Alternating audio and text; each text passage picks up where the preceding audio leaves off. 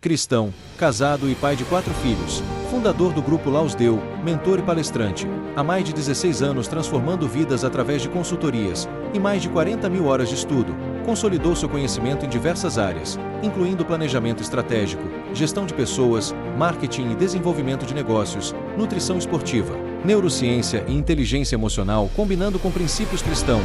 Hoje, como apresentador do Laus Deu Podcast e imagem e semelhança do Criador, eu sou o Anderson Florenzano. Fala galera, Anderson Florenzano aqui para mais um Laus Deu Podcast. Hoje eu tenho uma enorme honra mesmo, desde cedo começou essa honra de receber aqui, cara, uma pessoa muito especial. Ele que é pastor de jovens, casadão, pai de 4 filhos como eu, descobri ali nos bastidores em off ali. Não tá vendo galera que fala que eu sou louco? Não sou louco não, cara. A gente é abençoado. Achei mais um abençoado, um homem de Deus aqui para confirmar isso para mim. Paizão, casadão, Bispo Wellington Ricardo Madalena. Cara, que honra, meu irmão. Grande honra te receber aqui, cara. Ô Anderson, eu que agradeço. Olha, eu tô muito feliz de estar aqui mesmo, como a gente já conversou há alguns minutos. Eu sei que há um propósito e um plano de Deus por trás dessa nossa estadia aqui. Obrigado pela oportunidade, meu irmão. Eu creio, cara. Bispo, eu vou começar com um assunto interessante, cara, porque eu me identifico com ele. E eu vi você falando num programa, cara, e assim, eu falei, cara, não é possível que ele tá falando isso, mano. Que aconteceu isso com ele também. Eu acho que, na verdade, não sei se isso talvez seja universal. Que história é essa que você já chegou a orar para Deus matar sua esposa? Eu já tive vontade de matar a minha, mas não orar para Deus matar ela. Rapaz, você sabe que assim, ó, eu falo isso em muitos lugares. E hoje, para mim, eu tenho não só a alegria, a satisfação de falar disso, porque eu acho que foi a primeira vez que eu realmente fui confrontado com a verdade do Evangelho. Porque todas as vezes que você pensa em igreja, quando você fala da igreja ou do evangelho para outras pessoas, é muito mais fácil do que você aplicar ele a você. Então assim, ó, eu sou filho de pais crentes. Os meus pais foram pastores na Deus e Amor. Então Deus e Amor, aquele ritmo pesado, rígido e tudo. E eu vim numa lentidão, depois eu tentei o caminho do futebol, acabou não dando certo. Conheci ela, nós dois éramos muito novos, aí é mais chocante ainda, porque quando eu conheci ela, ela tinha 12 anos e eu tinha 14. Então eu tô a vida inteira, a namorada, a esposa, a vida inteira.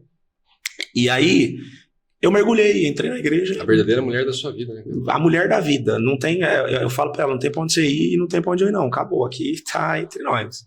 Só que o que acontece, Anderson, eu sou um cara muito intenso. E todas as vezes que eu me propor a fazer qualquer coisa na vida, eu mergulho. Pode ser o que for. Eu quero ir até o final daquilo. E quando a gente entrou realmente, eu entrei para a igreja, eu vim numa velocidade um pouquinho mais acelerada, mergulhei, aquele primeiro amor, igreja, monte, oração e tudo, e ela não vinha na mesma velocidade. Para piorar, eu ainda moro no mesmo endereço, mas na porta da minha casa tinha uma balada, um ambiente frequentado bastante jovem e tudo.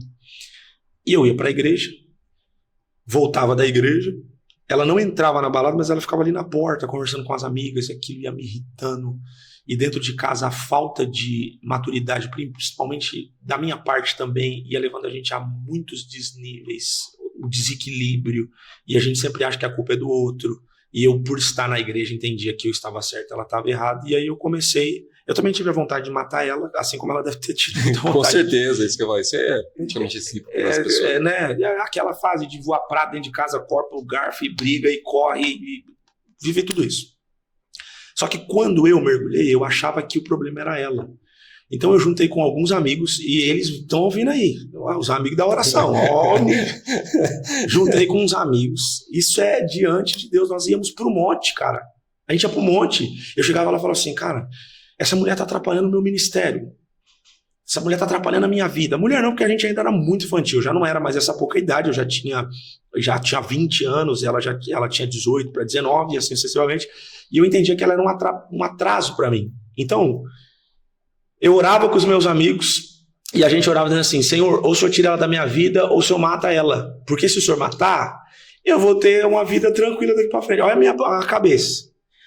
Se eu separar, vou ficar sendo pesado pela igreja, o pessoal apontando, criticando, separou por quê e tal. Mas se eu matar, ela resolve o problema. E eu orava de verdade, eu orava de chorar. Orava de chorar, de dobrar o joelho e chorar, porque eu tinha convicção que ela era o problema. E aí, eu tô dentro da minha casa orando, morava em 2 cômodos. E eu vou contar uma coisa que eu acho que muitos casais já passaram por isso. E no dia que eu falei isso no outro podcast, eu não falei essa parte. Nessa fase, eu preocupava tanto com o espiritual que eu não era um provedor para minha casa. Eu não era um cara provedor. Eu não era o cara que colocava as coisas para minha família. Muitas histórias assim. Entende? Então, e aí entra outro lado que às vezes as mulheres também que provêm não têm essa sabedoria de administrar. Porque o homem, se quer tocar no ego do homem, é ele se sentir, como você disse para mim ali, inútil. O cara que se sente inútil, você tocou no ego dele. E minha esposa trabalhava fora. E eu fiquei um tempão sem trabalhar, 2 anos. Então, quando eu ia deitar na cama, ela falava, vai deitar no chão, porque eu comprei a cama. Televisão, eu ia mudar o canal, ela falou, não, eu vou assistir o que eu quero assistir minha novela. Você quer assistir, você compra a sua. E a gente viveu todas as crises de um relacionamento, todas que você possa imaginar, no mais profundo. Então, essas coisas acumularam. E aí, na minha oração, se Deus roubasse essa mulher, tirasse ela da minha vida, resolveria. E eu orava muito. Quando ela ficava gripada antes, eu falava, Deus está respondendo a oração. Ela tá indo ali. Quando ela ficava um pouquinho doente, eu falava, eita, Deus, aí, gente, continua, tá dando certo, vai acontecer. Até o dia que eu estava dentro da minha casa e eu ouvi, literalmente, a voz de Deus, como poucas vezes eu ouvi. E Deus disse para mim assim, olha, para que você quer que eu mate essa mulher? Eu digo, se ela sair da minha vida, meu ministério vai fluir. Deus disse para mim, para que você quer um ministério? Eu disse, porque um dia eu quero ser um pastor igual meu pai. Para quê? Eu disse, porque um dia eu também vou cuidar de famílias. Aí ele disse, família de quem? Eu falei, dos outros. Aí ele disse, muito bem. Então quer dizer que você quer ter um ministério para cuidar de família dos outros, mas não tem potencial, nem capacidade, nem moral para cuidar da sua. O dia que você estiver pronto para pregar para sua esposa, converter os seus filhos, você está pronto para pregar para a família dos outros. Essa foi a primeira pedrada de Deus na minha vida e foi a base para todo o meu ministério. Eu perguntei justamente para a gente chegar nesse ponto. Porque, apesar de ser engraçado, é engraçado, mas assim, quantos maridos não estão lá? O meu pai e o meu pai adotivo que eu te falei, um dia eu vi ele e a esposa comentando. A gente brincando, conversando na mesa, ele falou, eu já orei para Deus te levar. Uau. Ela falou, eu também te orei para Deus te levar. Aí os dois começaram a dar risada, entendeu? E eu falei isso por quê? Porque quem nunca, entendeu? E assim, os relacionamentos mais conturbados são os relacionamentos que mais crescem, que mais edificam a Deus. Sim. A verdade é essa. E essa questão do recado que você teve, por coincidência eu tive um recado igual. Uau. Porque o que acontece? Eu e minha esposa, cara, no começo de relação, era gato e rato, cara. Pô, era tudo que você tá falando, assim. Porque a mulher, na verdade, depois, hoje, entendendo mais a palavra, você começa a entender o quanto a mulher faz o papel de opositora para que o homem cresça, que foi justamente o que aconteceu, né? E a gente, o tempo todo, como você falou, prato voando, isso, e briga, e eu tava frequentando essa igrejinha pentecostal que eu te falei, um dia o apóstolo veio falar comigo e tudo que esse cara falava para mim era lei, cara. Eu falei, Deus tá usando esse cara, tá usando, agora eu acredito que Deus tá usando mesmo.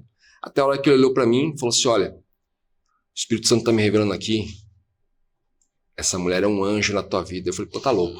Agora. Eu falei, agora. Perdeu o crédito. Eu falei, agora esquece, mano. Eu falei, agora você me tocou daqui, já não volta aqui nunca mais. Eu pensando comigo, eu falei, Deus, que isso, cara? Eu falei, esse cara tá louco, tá me enganando. Eu falei, tá acontecendo alguma coisa estranha de sinal que você tá mandando aí, porque não faz sentido isso não, cara. Aí, beleza. Aí saí embora dali. E pensando sobre isso, né, cara? Ele não parava de pensar isso. Eu falei, como que esse cara falou isso pra mim, mano? Essa mulher quase acaba. E chega em casa, briga de novo. No mesmo dia. Eu falei, não, eu tô falando pra você que essa mulher não tem nada a ver, cara. Esse cara não é de Deus, eu não vou voltar mais lá, cara, nessa igreja. Passou-se um tempo, e as brigas continuavam, diminuía um pouco a intensidade, aumentava, diminuía e aumentava. E, cara, um dia eu orei, e não orei pra separar, não. Eu orei pra desabafar com Deus, falar, eu não aguento mais, cara. Eu falei, eu não aguento mais, velho. Como ela deve ter orado várias vezes também, como ela já me confessou. Eu falei, eu não aguento mais essa mulher, cara. Eu não aguento mais. Aí Deus me perguntou assim, engraçado, você estudou tanto para mudar a vida das pessoas e a da sua esposa você não consegue mudar? Eu te colocar para casar com uma mulher perfeita, igualzinho você em estudo em tudo, o que você ia complementar no mundo? Você não disse que queria seguir a minha palavra? Então conserte a partir daí. Ô Anderson, eu vou contar também uma coisa que não falei no outro, que eu estava pastoreando, nessa fase, eu não era pastor, eu era diácono, mas eu sempre tive um pouco de desenvoltura, então a necessidade da obra te coloca para fazer. E eu era bem novinho, mas eu já pregava bastante. Um dia eu estava pregando numa igreja e uma senhora falou isso aí para mim, em outras palavras, que é aquilo que a gente conversou sobre a Bíblia ter todos esses códigos. Sim. E uma senhora falou para mim assim, ela disse, ó, Deus ainda vai soprar seu nome e vai te levar longe. Só que tem 2 detalhes. Eu vejo na sua frente, com essas palavras, eu vejo na sua frente um pano dourado. Ao lado desse pano eu vejo 5 pedras preciosas. E ela disse assim, ó, o dia que você conseguir, sem marcas, prender essas pedras a esse pano, você vai estar pronto. E eu fiquei assim, pô, o que ela está falando? Eu não entendi. Olha que eu estava nessa linguagem profética sempre. Até que ela olhou para mim, ela falou, você não entendeu, né? Ela falou assim, ó, esse pano chama-se ministério. E essas pedras preciosas são a sua família. O dia que você conectar a sua família ao seu ministério, você vai estar pronto para o que Deus tem para outras pessoas. Então, muitas vezes, nós somos a chave que abrirá outras portas e essas portas abrirão com mais facilidade. Mas imagina que você vai entrar aqui no seu estúdio e você perdeu a chave. Você não tem a chave dali. Você vai ter que chamar um chaveiro que vai vir com toda a delicadeza, vai descobrir o segredo. Sim. Ele vai vir descobrir o segredo, vai fazer uma outra chave e depois todas as pessoas que vierem após esse trabalho, encaixa a chave, vira, funciona, a porta abre. Mas o descobrir do segredo, Deus tem que escolher alguém. Deus tem que pôr alguém como exemplo, Deus tem que pôr alguém como espelho. Já visto que, se a gente for falar dessas crises, esses dias entrou uma mensagem no meu coração, porque assim, ó, vamos entrar na história mais próxima da nossa dentro da Bíblia. Uma mulher virou uma estátua de sal porque não quis acompanhar o seu marido. Ló está dentro de Sodoma e Gomorra, aparece um anjo e fala para ele assim, cara, vou destruir tudo isso aqui, Deus mandou avisar que vai destruir a cidade. Só que se tiver mais do que 5 justos, ele não destrói. Não foi encontrado Ló, suas 2 filhas e a sua esposa, 4 pessoas. E a ordem era, não olhe para trás. Quando aquela mulher sai de casa, Anderson, ela olha para trás. Todo mundo que falar dessa história vai criticar essa mulher. Todo mundo vai criticar essa mulher. Vai dizer assim, poxa, mulher sem fé, olhou para trás. Ok. Mas eu lendo a Bíblia, Deus me deu uma outra pedrada para a família, porque eu sei que eu tenho esta direção. Olha o que Deus colocou no meu coração. Por que essa mulher não segue o marido? O que tem de tão poderoso para trás que não deixa ela olhar para frente, sendo que já tem uma ordem de que vai destruir aquilo ali? É simples. O dia que os anjos visitam a casa de Ló, ele recebe 2 anjos na sua casa, os homens ficam sabendo, a cidade está tão contaminada, tão destruída, que os anjos eles pousam na casa de Ló, e aí os homens batem na porta e falam, nós estamos sabendo que tem 2 homens aí, 2 varões aí, e a gente quer ter relações com esses homens. Olha o nível. O que Ló fez? Você lembra? Ló disse assim, ó, não toca neles, mas eu tenho 2 filhas virgens aqui, leva elas no lugar deles. Leva essas 2 filhas aqui minha no lugar dos anjos, dos 2 anjos. Aquele dia, Ló estava cometendo um erro que eu cometi por muito tempo. Sacrificar a família para defender o santo. E o santo não precisa de defesa. O santo já estava ali e ele era a defesa. E Ló estava sacrificando as 2 filhas para proteger o santo. O dia que essa mulher sai de casa, que convicção que ela tem para seguir um homem? Que o dia que ele deveria ser defesa para sua família, ele pôs a família em exposição. Quando ela olha para ele, ela não tem confiança nele para ir à frente. Aí você vai falar, mas ela não tinha que confiar em Ló, ela tinha que confiar em Deus. Só que Deus não falou com ela. Deus falou com ele. Ele era o espelho, ele era a rota. E ele não conseguiu atrair a confiança dela. Se você voltar na história do tio, o tio era Abraão. Aí Deus fala para Abraão, sai da tua terra, você lembra disso? Sim, que Deus falou com você, da sua parentela, vai para o lugar que eu vou te mostrar. Você viu Sara olhando para trás? Você viu Sara reclamando? Não tem, por quê? Porque ela confia no marido que tem. Então, às vezes, falta para nós, homens, pastores, pais, líderes, empresários, termos um nível de comprometimento, primeiro com Deus e depois com a família, que faça com que todas as pessoas que estão dentro do nosso cuidado, do nosso reduto, tenham coragem de nos seguir, nos acompanhar. Quando eu entendi isso, mudou tudo. E uma coisa bem interessante, que a gente contou essa parte engraçada, e é uma coisa que eu sempre falo, aquele ditado de que por trás de um grande homem existe sempre uma grande mulher, é a mais pura verdade. Sim. Só que essa grande mulher não se torna uma grande mulher fácil. Não. Não é fácil, é um diamante. A Bíblia chega a dizer que quem encontra ela, encontrou algo precioso. E ela não chega vestida linda, maravilhosa. Porque ela chega com uma armadura. O termo encontrar ali não é encontrar na rua. Sim. Não é encontrar, vou para algum lugar encontrar. Não, não é. É você ter a pessoa e encontrar naquela pessoa, no interior dela, o melhor dela. Porque a gente acabou contando essa história engraçada e eu vi você falando hoje a importância da sua mulher no seu ministério. Eu vi você falando. E hoje eu falo também sobre a importância. Se não fosse minha esposa, eu não estava te entrevistando, Sim. cara. Ela viu tudo isso aqui. Ela viu antes de mim. Deus mostrou primeiro para ela. Ela viu. O fato que você falou, pô, ia deitar na cama, a mulher me falava isso. É como eu comentei até ontem no podcast que a gente gravou aqui, a mulher, ela nasceu para ser opositora do homem. Se é aquele mimado, menino, ele já fala, vou largar dessa mulher, onde você viu falar isso para mim? E na verdade, ela tá te fazendo o quê? Ela tá te desafiando, foi para isso que Deus colocou ela. E te desafiando, ela te colocou hoje onde você tá. A minha mulher me desafiando, falando o mesmo desaforo, do mesmo peso para mim, ela fez eu reagir, conquistar coisas que eu nem imaginava que eu podia conquistar, cara. Uau. Entrevistar pessoas que eu nem imaginava que eu podia entrevistar, entendeu? Então ela enxergou tudo isso. Então assim, às vezes, como a gente comentou ontem, qualquer briguinha o cara já abandona, o menino já abandona, ele sai fora e mal sabe ele, tem um diamante ali, cara, Deus sabe que tá colocando na tua vida, entendeu?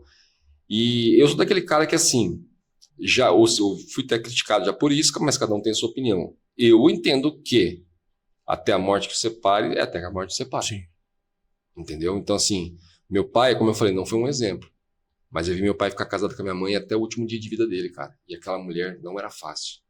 Era minha mãe, como falei, hoje perdoei ela, não tenho nada por não guardar dela, mas ela não era fácil. Só que ele entendia isso.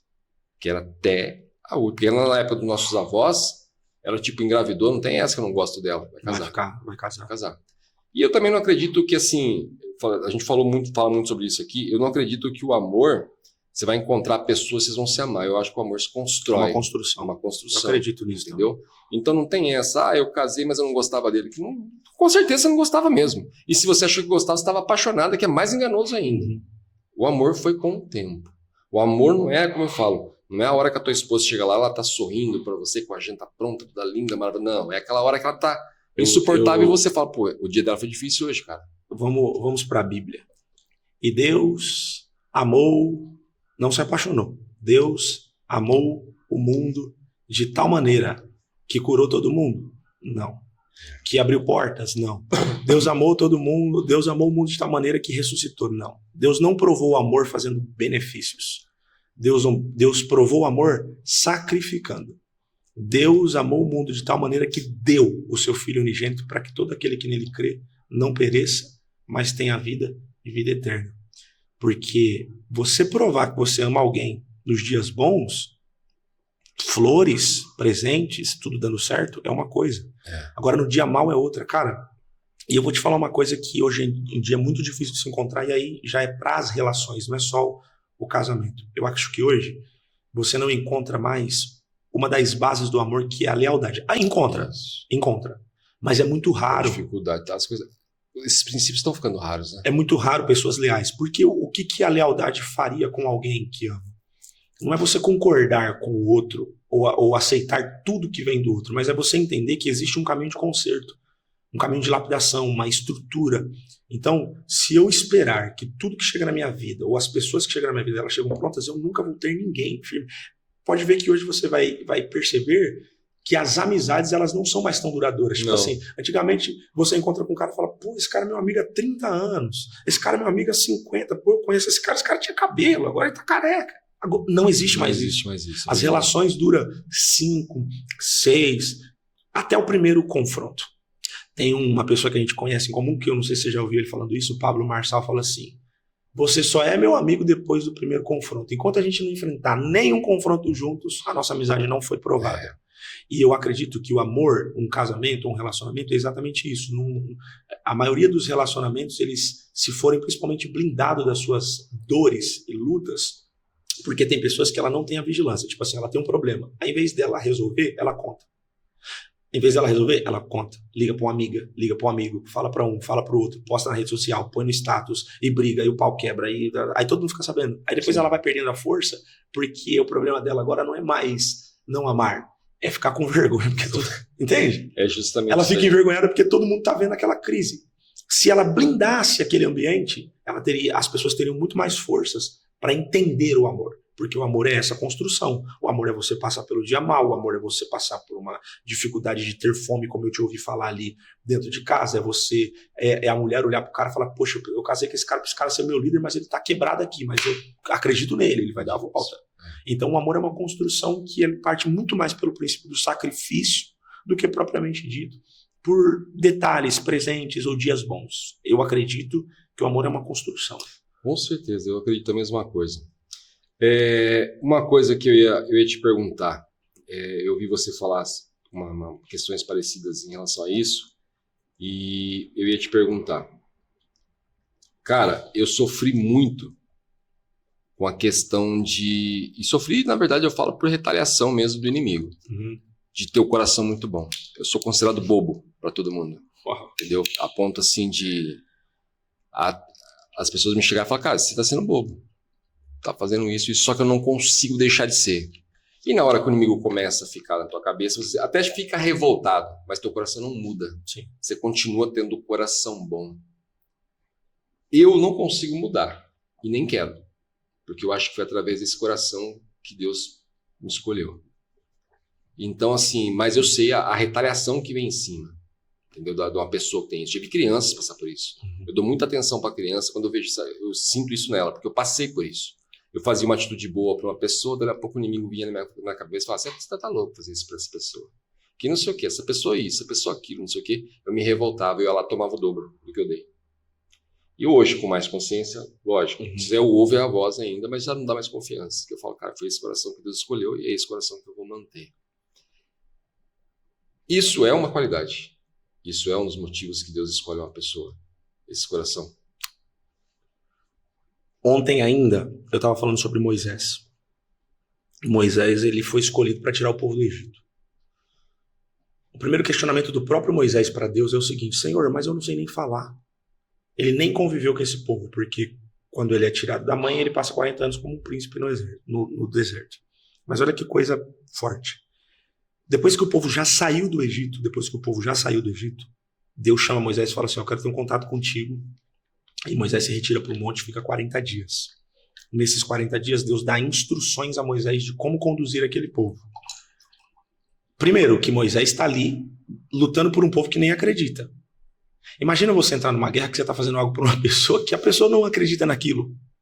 Ele está lutando por gente que está... Ele está tirando o povo do Egito, o povo está dizendo assim, não, mas lá no Egito era melhor. Ele está se esforçando para lutar, igual o Davi, lutando por gente que eles mesmos não estavam lutando por eles, estavam torcendo contra. Mas ok, aí Moisés sobe para o monte e Deus dá para ele 10 mandamentos. Fala assim, ó, volta lá e conduz o povo com esses 10 mandamentos. Aí você vai entender essa pergunta e como que eu enxergo ela. Quando Moisés está descendo do monte, seu irmão Arão ficou conduzindo o povo, cuidando do povo lá embaixo. Quando Moisés chega lá embaixo, Arão tinha pegado todos os brincos, pingentes, pulseira e feito um bezerro de ouro. Moisés fica tão chateado com aquilo que ele pega a tábua dos mandamentos e quebra. Ele fica tão chateado que ele quebra a tábua dos mandamentos. E Deus não fica chateado com o povo.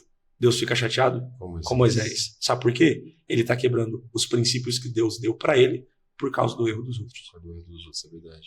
Ele está quebrando o princípio que Deus deu para ele por causa do erro dos outros. Então, se a gente for levar ao pé da... Cara, eu já sofri muito com isso. Já sofri muito. Eu já chorei muito sozinho. De dar a vida por alguém e depois você ouvir aquela pessoa falando mal de você, sendo que você foi um pai para ela.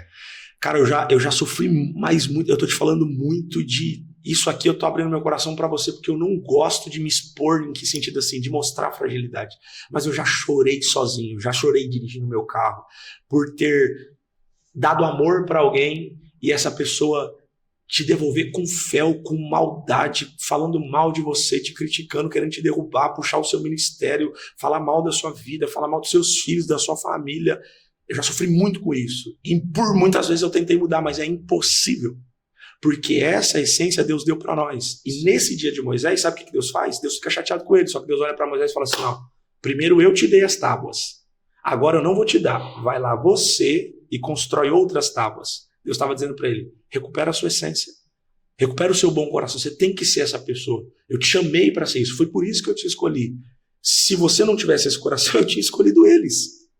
É verdade. Eu tinha chamado eles. Então, Anderson,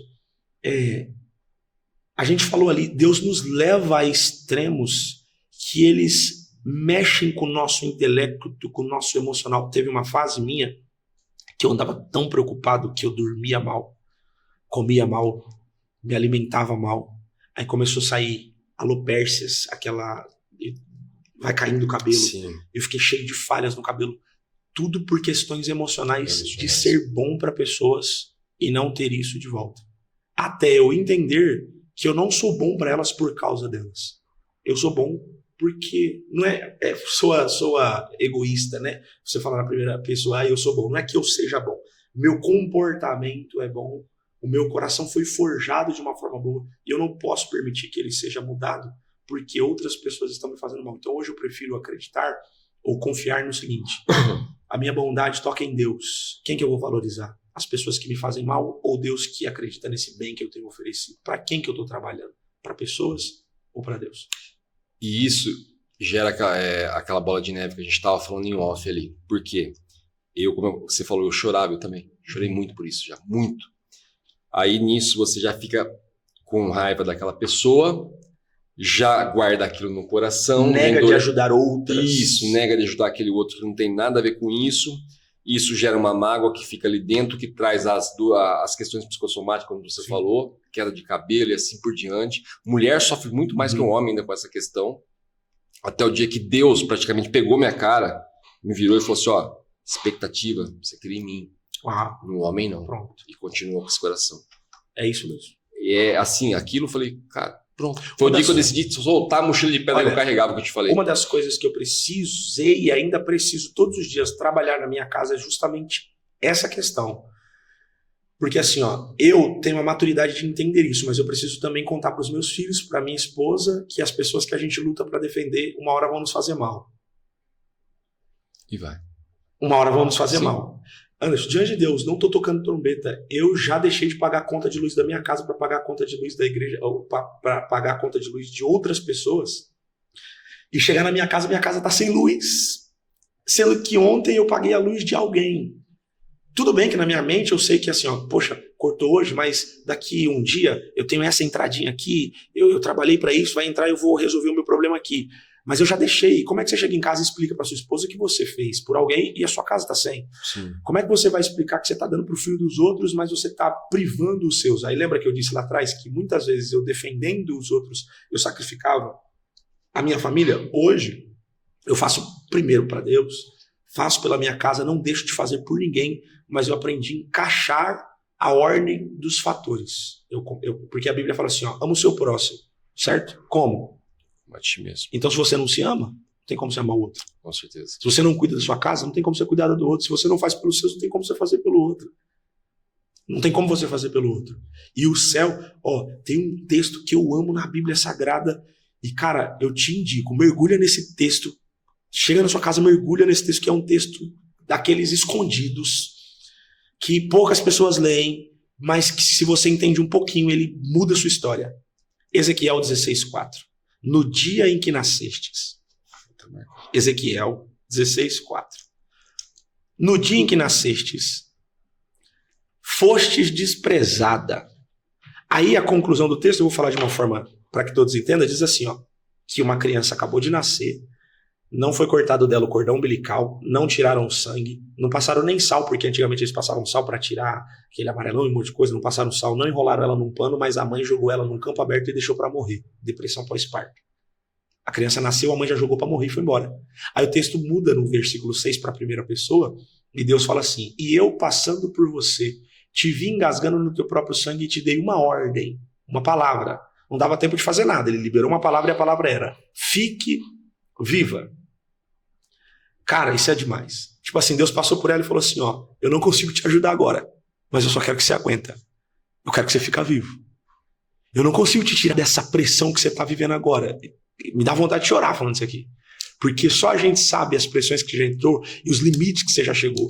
Aquele momento que você tá ali no confronto, você tá pensando, pô, eu jogo esse carro aonde? Cara, eu vou sumir, eu vou desaparecer, eu não aguento mais.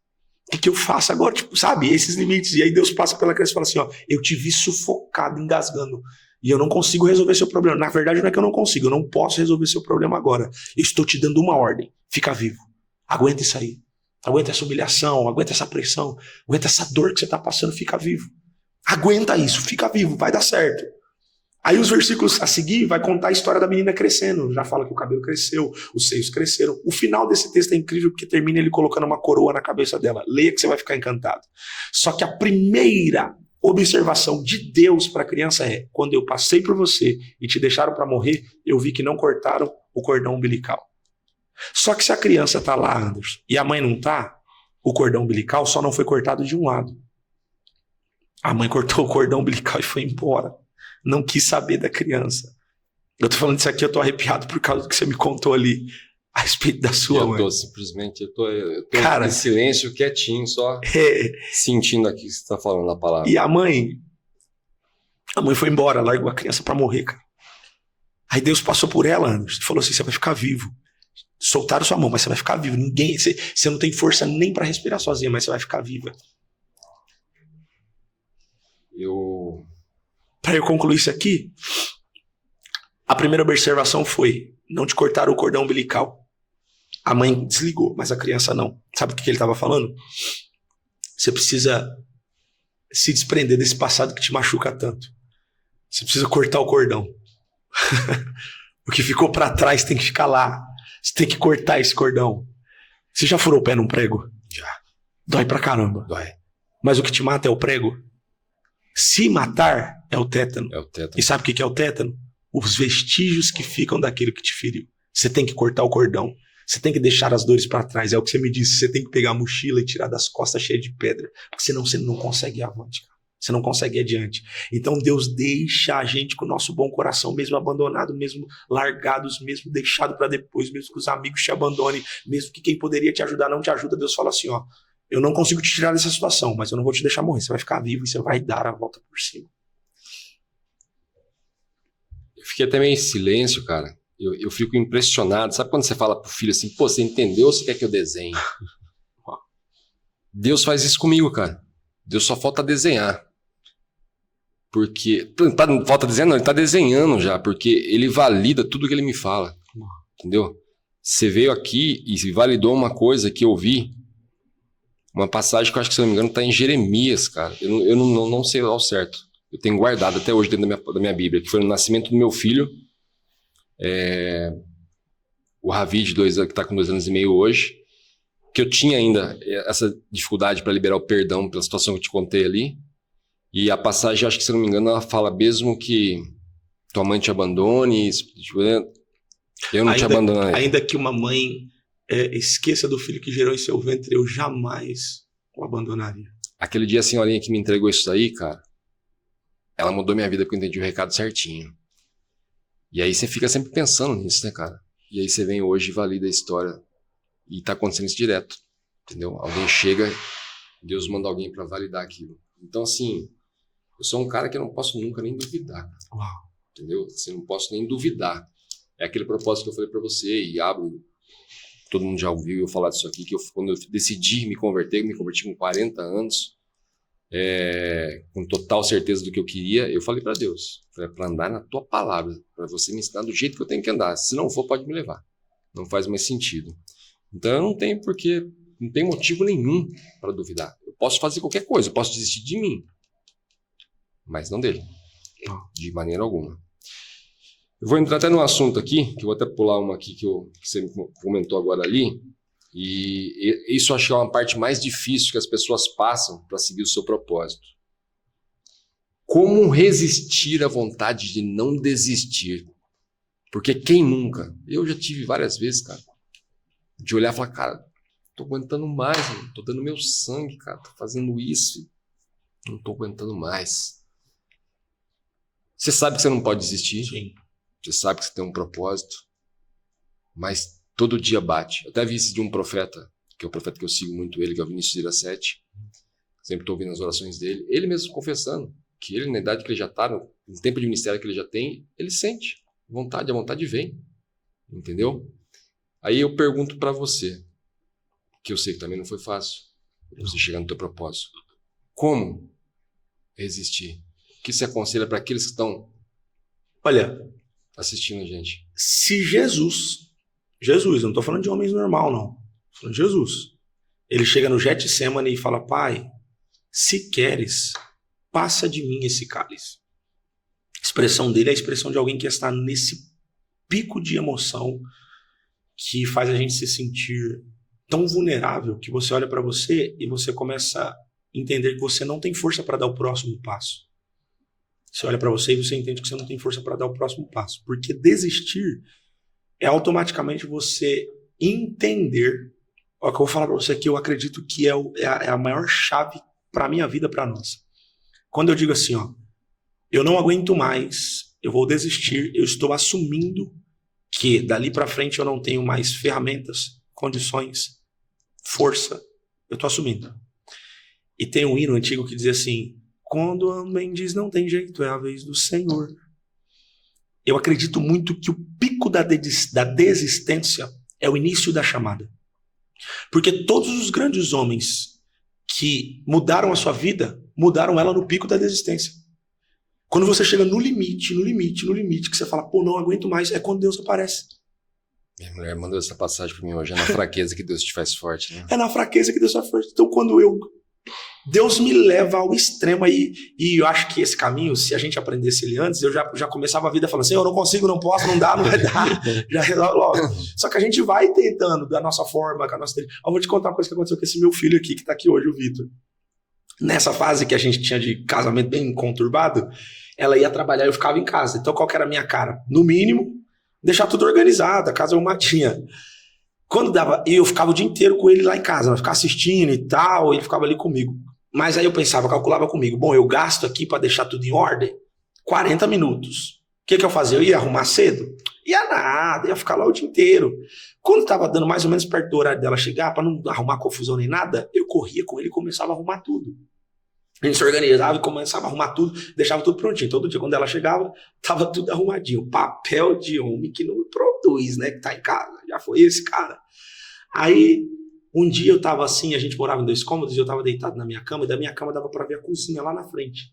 O Vitor vem de lá pra cá com Danone na mão e deixa cair e pega um pouco na cama e um pouco no chão. Eu fiquei desesperado, falei, meu Deus, essa mulher vai chegar aqui agora, não vamos arrumar um problema. Vitor, pelo amor de Jesus, vamos limpar esse chão aqui agora, vamos trocar essa coxa e tal. Enquanto eu tava trocando a coxa, aí tem aqueles paninhos, não sei se na sua casa tem, quando você tem a pia aqui, que você vai lá e põe um paninho que fica em cima da torre. Todo mundo põe um paninho lá, né? Todo isso com a avó, todo mundo. Então, aí eu falei pra ele, pega o paninho, Vitor. Ele correu. Aqui, olha isso, cara. Ele correu, pegou uma cadeirinha, colocou na beira da pia. E lá de onde eu estava arrumando o quarto, eu olhando pra ele, falei, pega logo, Vitor, sua mãe vai chegar. E ele com a mãozinha esticada, tentando pegar o paninho, ele olhou pra mim, encheu o olho de lágrimas, sem razão, mas ele olhou pra mim e falou, pai, eu não consigo. Eu tô tentando, mas eu não consigo. Ele me obrigou a levantar de imediato e pegar o pano. E ali o Espírito Santo falou pra mim, é só isso que eu preciso. Você reconhecer que você não consegue. Você tá se esforçando, você tá tentando, mas não dá. Aí automaticamente o pai se levanta. Nunca se perguntou por que Deus não chegou antes da cova? Por que Deus não chegou antes da fornalha? Por que Deus não chegou antes do mar? Ele não poderia ter evitado a cova? Ele não evitou, mas ele estava lá. Porque lá era o limite. Qual é o homem que vence um leão? Nenhum. Ali é o pico da desistência. Qual é o homem que vai vencer o fogo? Nenhum. Ali é o pico da desistência. Só que quando você chega no seu limite, Deus se apresenta. Sim. Então, para todas as pessoas que em algum momento pensou em desistir, o que eu posso te dizer é, continua e dá o seu tudo. Porque enquanto você também omitir de dar o seu tudo, Deus te conhece e sabe que você não deu o seu tudo. E enquanto você não entregar o seu tudo, Deus não se apresenta, não se manifesta. Desistir nunca vai ser o caminho. E continuar vai te revelar o novo passo desse propósito que Deus tem colocado na sua vida. Na verdade, se aplica muito isso, né? É como a questão de onde Deus fala, não recebeste porque pedisse mal. Entendeu? Porque eu já ouvi Deus falar pra mim, eu ficar conversando, pensando que eu queria muito uma coisa, e Deus falou, então pede pra mim, pô. E você não sabe. Então pede. É como esse carro que eu fui comprar, o último que eu comprei agora, quando eu fui comprar ele, me deu na cabeça de trocar. O primeiro carro que eu comprei já foi Deus que mandou. Eu lembro até hoje. Eu falei assim, foi ele mesmo? Eu falei, vai pagar, porque eu não vou. Eu falei, eu não vou. E fui lá, Deus veio, honrou. Aí eu decidi que eu ia trocar de carro, porque como eu falei, minha família é grande, são 4 crianças, mas eu e minha esposa, geralmente precisa levar um auxílio junto. Eu sei eu falei, preciso de um carro de 7 lugares. Eu falei, eu quero comprar um carro de 7 lugares. Eu falei, eu gosto do modelo do meu carro, eu gosto desse carro, dessa marca. Eu falei, mas eu acho que tá fora do meu alcance mexer com isso agora. Aí eu falei, mas eu vou procurar. Eu falei, eu prego isso, pô. Eu mando o pessoal, vai lá, vê lá. Entra no seu sonho, senta nele, sente ele, isso, aquilo, conversa com Deus, isso, aquilo. Eu falei, eu vou fazer, então também, vou ficar olhando aqui. Entrei na web e comecei. Aí, beleza. Aí eu olhei um ali, liguei pro cara, eu falei, cara, sabe quando aquele carro que não enche os olhos? Eu falei, não encheu meus olhos esse carro. Mas beleza, liguei pro cara, o negócio era bom, tudo. Eu falei, continuei procurando na web, aquele cabia no meu orçamento, achei esse, que era bem mais caro, estava bem acima do que eu queria. Aí eu falei, Deus, meu alcance eu vou fazer um negócio com o outro. Mas o que eu queria mesmo, falei, aquela, tava novinha, aquele carro me encheu os olhos, do jeitinho que eu queria, da cor que eu quero, até a quilometragem que eu pedi. Falei, é perfeito para minha família, é esse que eu quero. Só escutei ele falar, então me pede. Eu falei, eu quero. Aí eu falei, e agora, o que eu vou fazer? Eu falei, o carro está tanto acima do que eu posso gastar e eu não vou gastar esse valor, não vou emprestar fazer nada, eu quero com o meu valor fazer isso. Eu falei assim, Deus me tocou, falou, faz oferta pro cara. O cara é revendedor de carros, essa possibilidade é impossível de eu oferecer menos e o cara aceitar. Primeiro porque eu ia dar o meu negócio. Revendedor, o cara já tem tudo pronto para negar. Sim, eu fui lá para dar o meu carro no negócio.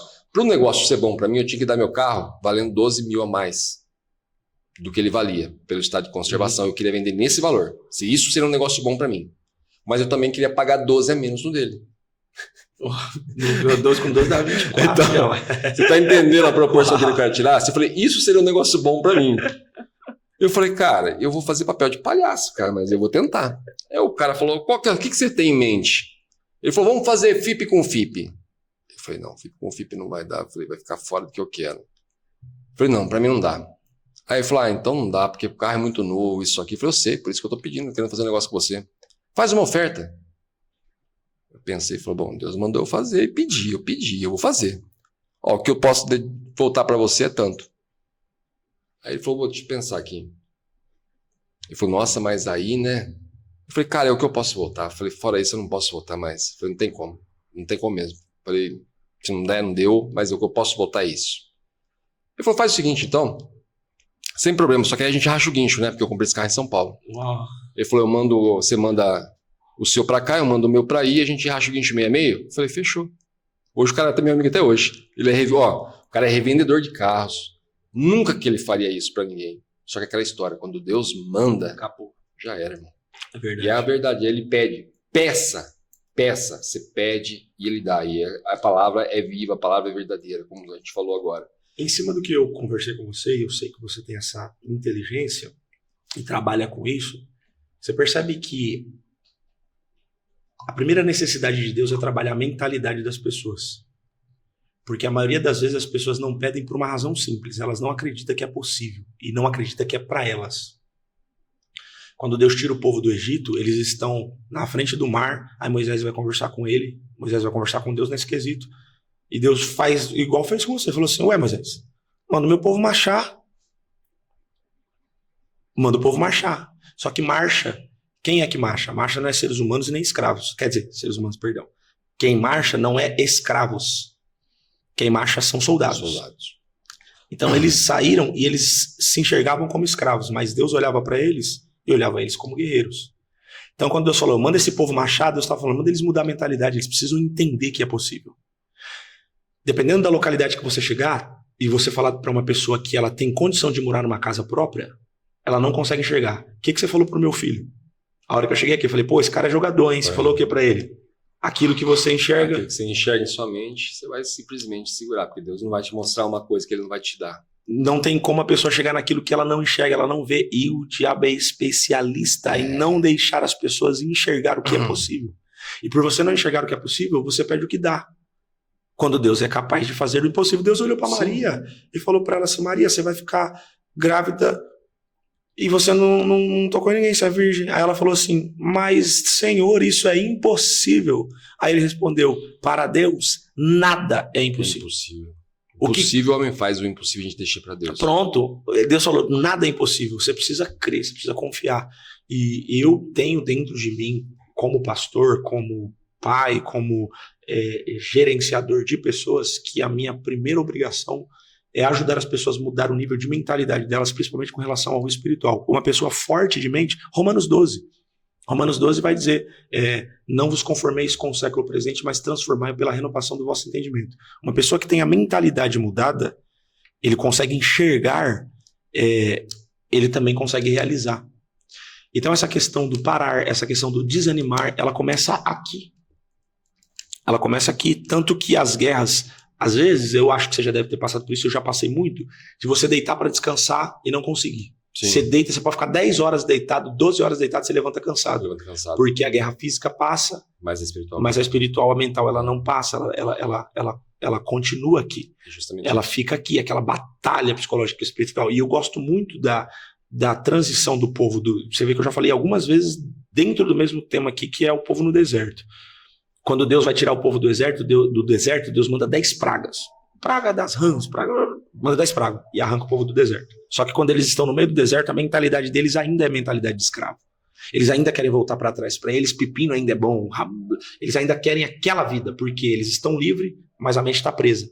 Aí o que Deus faz? Lá na frente eu falei, Moisés sobe para o monte, Deus dá 10 mandamentos, porque para tirar o povo do Egito, 10 pragas. Para tirar o Egito do povo, 10 mandamentos. Os 10 mandamentos nunca foi uma cerca para prender as ovelhas, mas sempre foram placas para dar a direção.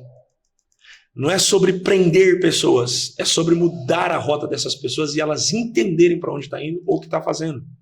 E na atualidade, vou falar contra a pátria, hein? Contra o nosso ramo, vou ter que falar contra. Não é uma crítica que eu odeio falar mal, principalmente de igreja de pastor.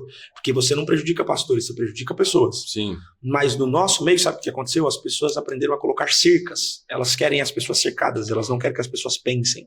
Não querem que as pessoas entendam, sejam inteligentes. Elas querem pessoas que simplesmente obedeçam e pronto, acabou. Não quer que as pessoas leiam a Bíblia, que elas entendam. E Deus não quer isso. Deus quer pessoas direcionadas. Pessoas que têm coragem de mudar a casa, a vida dos filhos. Cara, eu estou impressionado quando você me disse que você tirou os seus filhos para eles estudarem em casa. Pra eles... Esse projeto é incrível. Por princípios. Por princípios. Sabe quantas pessoas teriam? Primeiro, condição de fazer isso?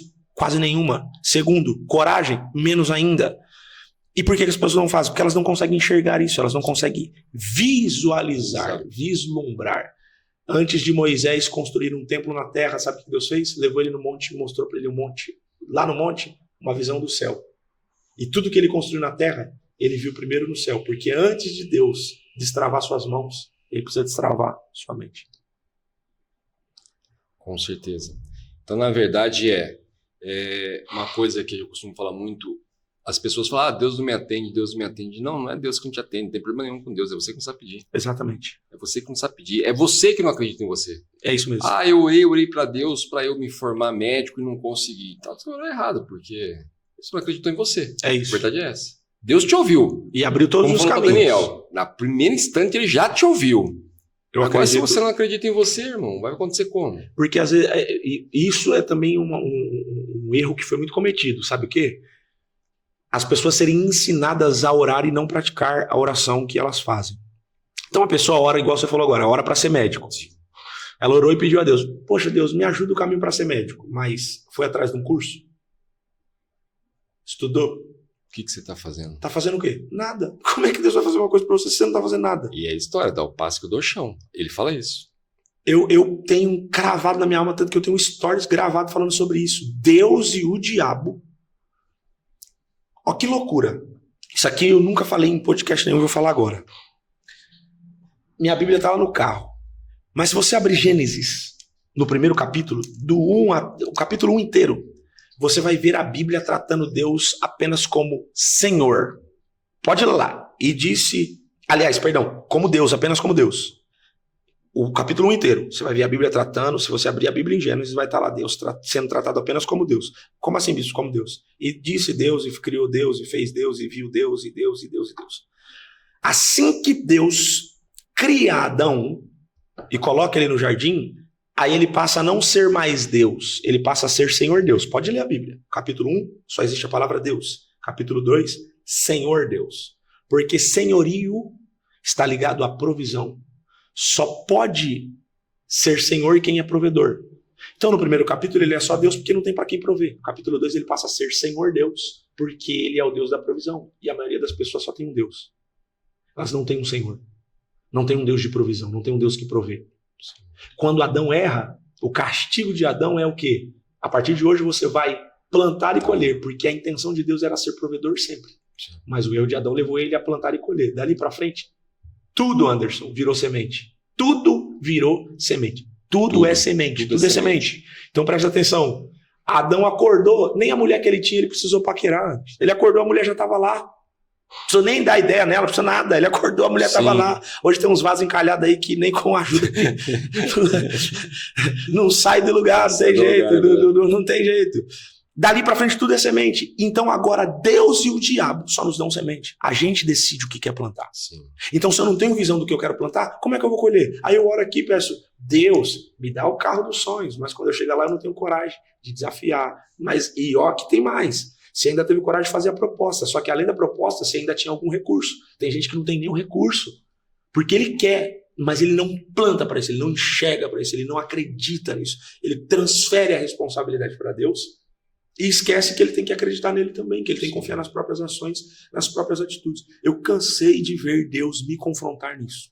Senhor, me dá, eu quero, me dá, eu quero. Tá, eu vou te dar, mas você está fazendo o que para isso? Eu vou preparar o caminho, mas você não tem coragem de dar um passo, como é que eu vou fazer? E aquela história também, você quer para quê? Para quê? Qual é a finalidade? Tá indo para onde? Isso aí também é uma questão muito que eu falo muito para eles aqui. Eu falo, tá, você pode sonhar com o que você quiser. Da mesma forma que eu falei, como você falou, você tinha recursos para dar esse passo. Mas eu já vi milagres de pessoas que não tinham nada. E a fé dela acreditou nela. Isso. E a fé dela fez ela conquistar. Isso. Como vi pessoas que tinham todos os recursos e o negócio não deu certo porque ela não acreditava que não se via dentro daquele cara. É verdade. A verdade, isso acontece muito. Então uma outra questão que você falou sobre as sementes. Qual semente você vai plantar? A semente boa ou a semente ruim? Ou a semente ruim? A semente de Deus ou a semente do inimigo? Cara, isso é uma questão que assim eu bato na tecla, que é uma questão que Deus desenhou para o mundo. Deus traz a ciência que simplesmente, na verdade, Deus fala, ó, existe o bem e o mal na palavra. O ser humano ignora a palavra e não vai. Vem a ciência e fala, ó, tem o positivo e o negativo. Estou falando isso porque eu estudei pela ciência. Mesmo assim, não entrou na cabeça daquela pessoa. Aí vem aquele tiozinho, considerado o velho sábio lá da aldeia, que fala assim, olha, dentro de você tem um lobo bom e tem um lobo mau. Exatamente. Qual deles você está alimentando? Mesmo assim, o ser humano não acorda. Eu estou vendo gente andando pela rua que não está vivendo, ela está sobrevivendo. A pessoa está fora de órbita, existindo. Fora de órbita. Aquela pessoa que olha para mim e fala assim, cara, eu não vejo a hora de me aposentar para ficar lá na minha casa sem fazer nada. Eu falo, sério, mano? Certo? Pô, você vai focar, cara, quando acontecer isso aí, você vai partir logo. Hoje, ou ontem, eu estava dentro de casa e eu tô nessa correria, pra cima e pra baixo, agora aqui, pra ali. E ontem, amanhã, sábado, é a formatura da minha filha pequenininha, da menor, da Manuela. E aí eu comecei a olhar pra minha família, assim, pros meus filhos e pensando assim, cara, eu preciso fazer alguma coisa a mais com eles. Eu preciso fazer alguma coisa com eles. Literalmente, sabe, tipo... Eu preciso marcar uma viagem com mais urgência, com mais vezes. A gente precisa fazer alguma coisa juntos. Porque o tempo tá passando. E passa rápido, cara. Minha filha já vai fazer a primeira formatura dela e ontem ela tava no hospital, cara. Já foi embora, eu preciso fazer alguma coisa. A gente, tipo, tá existindo também. Apesar de estar todo dia com compromisso, todo dia com afazeres, de repente você tá aqui todo dia no estúdio. Mas a gente... tá deixando de viver muitas coisas. A gente tá deixando de viver muitas coisas. E coisas que, às vezes, quando você acorda para viver... Às vezes eu sinto, por exemplo, falta dos meus avós. Eu não tenho nenhum avô mais. Nem por parte de mãe, nem por parte de pai. Eu também não tenho mais. Eu não tenho nenhum dos meus avós. E eu me lembro que domingo era sagrado, sabe, cara? A gente saía, meu pai pegava todo mundo e ia pra casa da minha avó. E rolava aquelas tretas de família. Sim. E aquele tio chato que conta a história que ninguém dá risada, mas no final dá risada. E a gente não sabia que estava vivendo o extraordinário e aquilo acabou. Eu passo do lado dos meus amigos e penso, cara, teve um dia que a gente jogou bola pela última vez e não sabia que estava jogando. A gente riu sentado na rua a última vez e não sabia que estava rindo. Já foi, acabou. E eu olhei para minha família ontem de ontem, eu falei, cara, eu preciso fazer alguma coisa. O tempo está passando e por mais que eu esteja em atividade, em algumas áreas eu também estou só existindo. Eu não sei você, mas um dos motivos de eu ter a minha família grande é justamente por isso que você acabou de falar. Porque eles são meus amigos, eles são a minha turma, eles são os meus amigos de igreja, eles são os meus parceiros. Cara, desde quando eu sou casado com a minha esposa, é a primeira vez que a gente fica distante. A gente ficou... Isso porque falam que não dá certo se o casal trabalhar junto, o casal fazer... Sempre, desde o nosso casamento, sempre junto, todos os dias. Eu vi todos os meus filhos crescerem. Eu tive esse privilégio. Só faz, na verdade, é a primeira experiência que a gente está tendo de ficar longe. Que longe que eu estou falando para você? A minha casa é 4 quadras para cima. Mas é assim, é a primeira vez que a gente fica longe. Estou 8 meses longe deles. Então, tipo, eu chego em casa naquela sede já. Ou eu estou ali fora olhando pela câmera, eles brincando lá. Ela mandando foto para mim o tempo todo deles brincando. Porque, assim, é como você falou, passa rápido, cara. Passa rápido, passa rápido. Então, assim, essas questões que você falou dos avós era muito gostoso e a gente não dava valor. A gente não dava valor. Então hoje, como eu falei, eu tenho minha família grande, cara, eu fico ali olhando eles, cara. E hoje tem um outro problema acontecendo com as famílias, que é essa quebra de padrão familiar. Porque antigamente tinha essas quebras também, mas era menos. Por exemplo, a família vinha ali na linhagem bem certinho. Avô, avó, pai, mãe, namorados, e a família ia se estendendo. E hoje já se entra na maioria das famílias, principalmente eu que trabalho muito na comunidade, a maioria das vezes o menino tem pai, mas não tem mãe, mas não tem pai, os dois não estão juntos, aí já mora com um terceiro. E essas estruturas familiares, elas foram se perdendo e foram se perdendo também os ambientes familiares. É muito difícil você ver uma casa, não sei como que é lá, mas é muito difícil ainda você ver uma casa que as pessoas sentam em volta da mesa, sem telefone. É raro. Sem telefone, sem nada, sentam em volta da mesa. É a coisa mais rara. Pra rir, pra olhar no olho, pra fazer saber piada, como tá, risada, pra estar junto, pra falar da palavra. Pra falar da palavra, pra se relacionar. Esses dias eu tava em casa e um amigo meu que é daqui de perto, Ribeirão, o Matheus, um beijo pra ele, pra Keila, eu tinha uma memória não é olfativa. Olfativa é quando você sente o cheiro. Sim. Mas uma memória de um gosto de um frango que ele fazia quando a nossa família se reunia. E eu tô entregando sua receita aqui ao vivo, hein? Ele chamava de frango a subaquinho. Eu nunca tinha ouvido falar disso. Cara, ele pegava esse frango inteiro, colocava dentro de uma panela de óleo fervendo, fritava esse frango e colocava um monte de coisa. E eu tava em casa, assim, ó, sentado no sofá e eu senti o gosto. Mas me veio junto com o gosto aquelas lembranças, a gente rindo, um brincando com o outro, e a família, e um fazendo piada do outro, aquelas pessoas, aquele ambiente.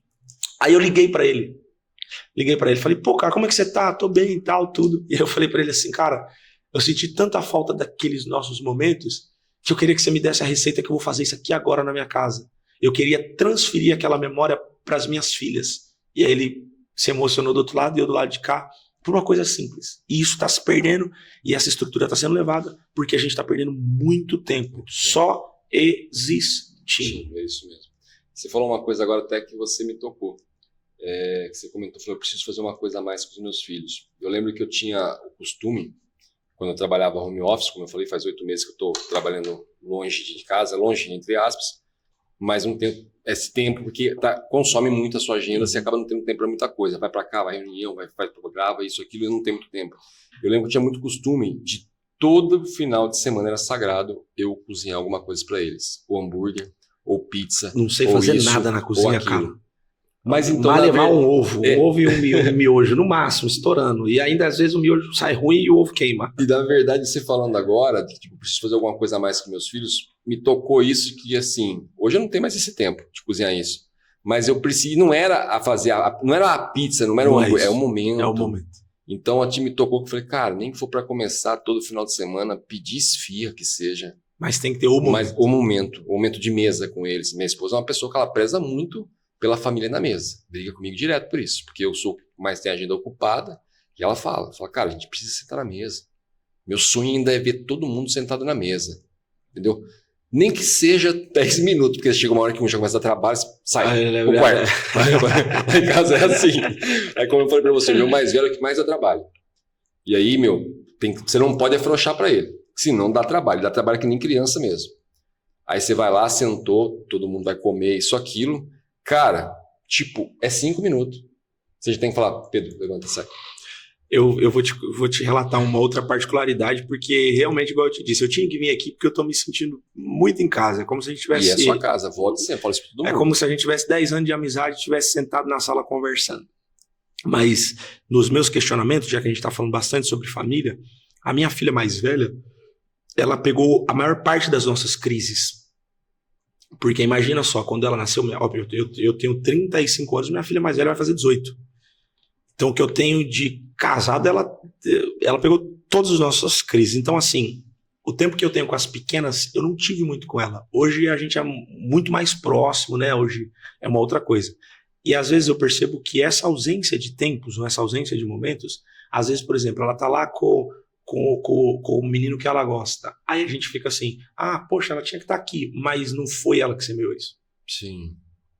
Não foi ela que plantou assim. Foi o recurso que a gente deu anterior que acabou deixando ela distante, deixando ela um pouquinho mais afastada. Não que ela seja hoje, já é uma outra realidade. Mas teve uma fase que ela morava com a minha mãe porque eram muitos problemas. Então alguém vai falar assim, poxa, Bispo, por que você fala da sua família e você expõe esses problemas? Porque eu não pretendo ser super-herói. É uma família real, com problemas reais. Como todas, com superações reais. E que o que valida tudo que eu tô falando é nós ainda estarmos juntos. Sim. Se em algum momento, Anderson, isso se desfizer, tudo que a gente fez até aqui é em vão. É em vão. Tudo que a gente plantou até aqui é em vão. Aí volta lá na história, vou desistir. Puxa, eu lutei até agora não dá mais para desistir não, agora é até o final. E hoje eu tenho uma estrutura, eu já preguei sobre isso e eu me lembro que nesse dia eu chorei muito falando sobre isso. Imagina se Deus tivesse ouvido todas as minhas orações. Imagina se Deus tivesse ouvido todos os meus pedidos. Sim. Um deles era morrer, eu já não estava mais aqui. O outro era não ter mais família, já tinha perdido. Eu comento muito isso, é realmente isso. É realmente isso. Até aquele carro que você queria no momento que não era para você ter, porque você não tinha um pingo de juízo. Eu já fui esse cara. Eu também. Do mundo que não tinha um pingo de juízo, que já pedi coisas, moto, por exemplo, que Deus... Eu nunca dei sorte com moto. Dado... Tive um monte, umas eu caí, outras roubaram. Eu nunca dei sorte com moto. Moto não é pra mim. Ele me lembrou, lembra aquele dia que você pediu aquela moto? Se eu tivesse dado hoje, você não tava vivo. Se eu tivesse dado aquele dinheiro que você pediu, você tinha se matado nas drogas. Verdade. Eu não estaria nem vivo. Então, assim, o verdadeiro pai, né, cara? E assim, Deus, cara, vê a família de uma maneira, assim, fenomenal, que as pessoas soubessem, cara. Não tem como prosperar sem você ter amor pela tua família. Não tem como, é impossível isso.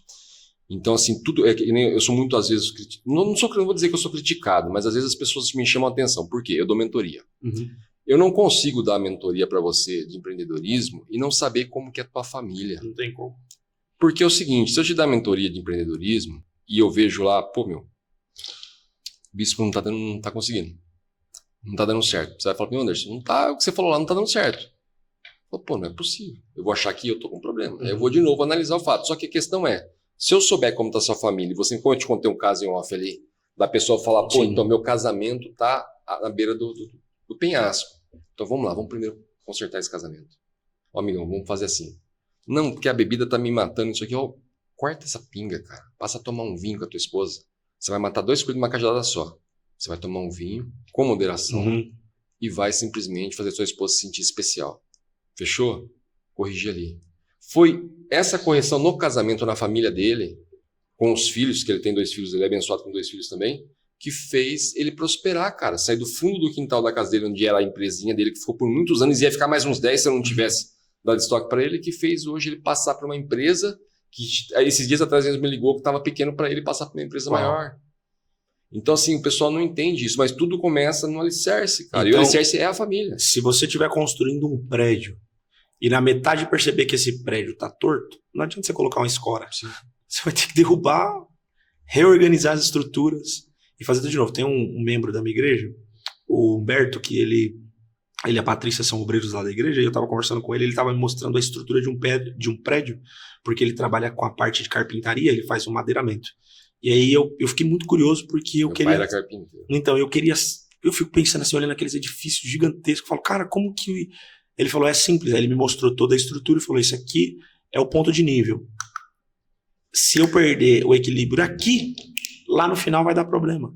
Então não adianta eu pensar no último andar enquanto eu não resolver o primeiro. E o primeiro é a base. A base é a família, não tem como. Se você não resolver aqui embaixo, não tem como.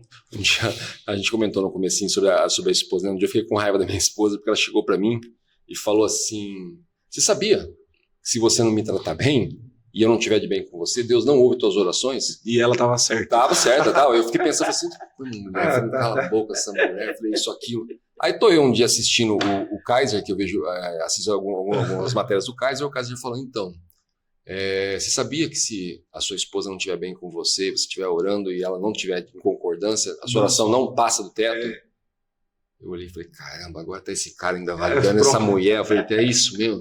Pô, tô com agradar essa mulher, porque eu falei assim, não passa. E é a base. Deus Você já foi em Israel? Isso. Não tive o privilégio ainda, pretendo.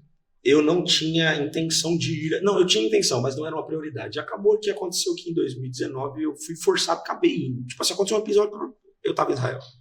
Quando eu cheguei em Israel, eu estava conversando com um guia judeu e ele falou assim para mim. Porque eu cheguei em Israel e eu pensei no meu coração, poxa, eu tô no Monte Moriá. Aqui foi o lugar do maior sacrifício. Eu queria fazer alguma coisa aqui para marcar a minha vida e tal. E eu conversando com ele sobre sacrifício. Aí ele fez a mesma pergunta para mim. Ele falou, tá tudo bem na sua casa? Falei, como assim? Ele falou, você tá em ordem? Eu falei, por quê? Ele falou, porque não adianta você sacrificar aqui, mesmo você na Terra Santa, se você não estiver bem lá.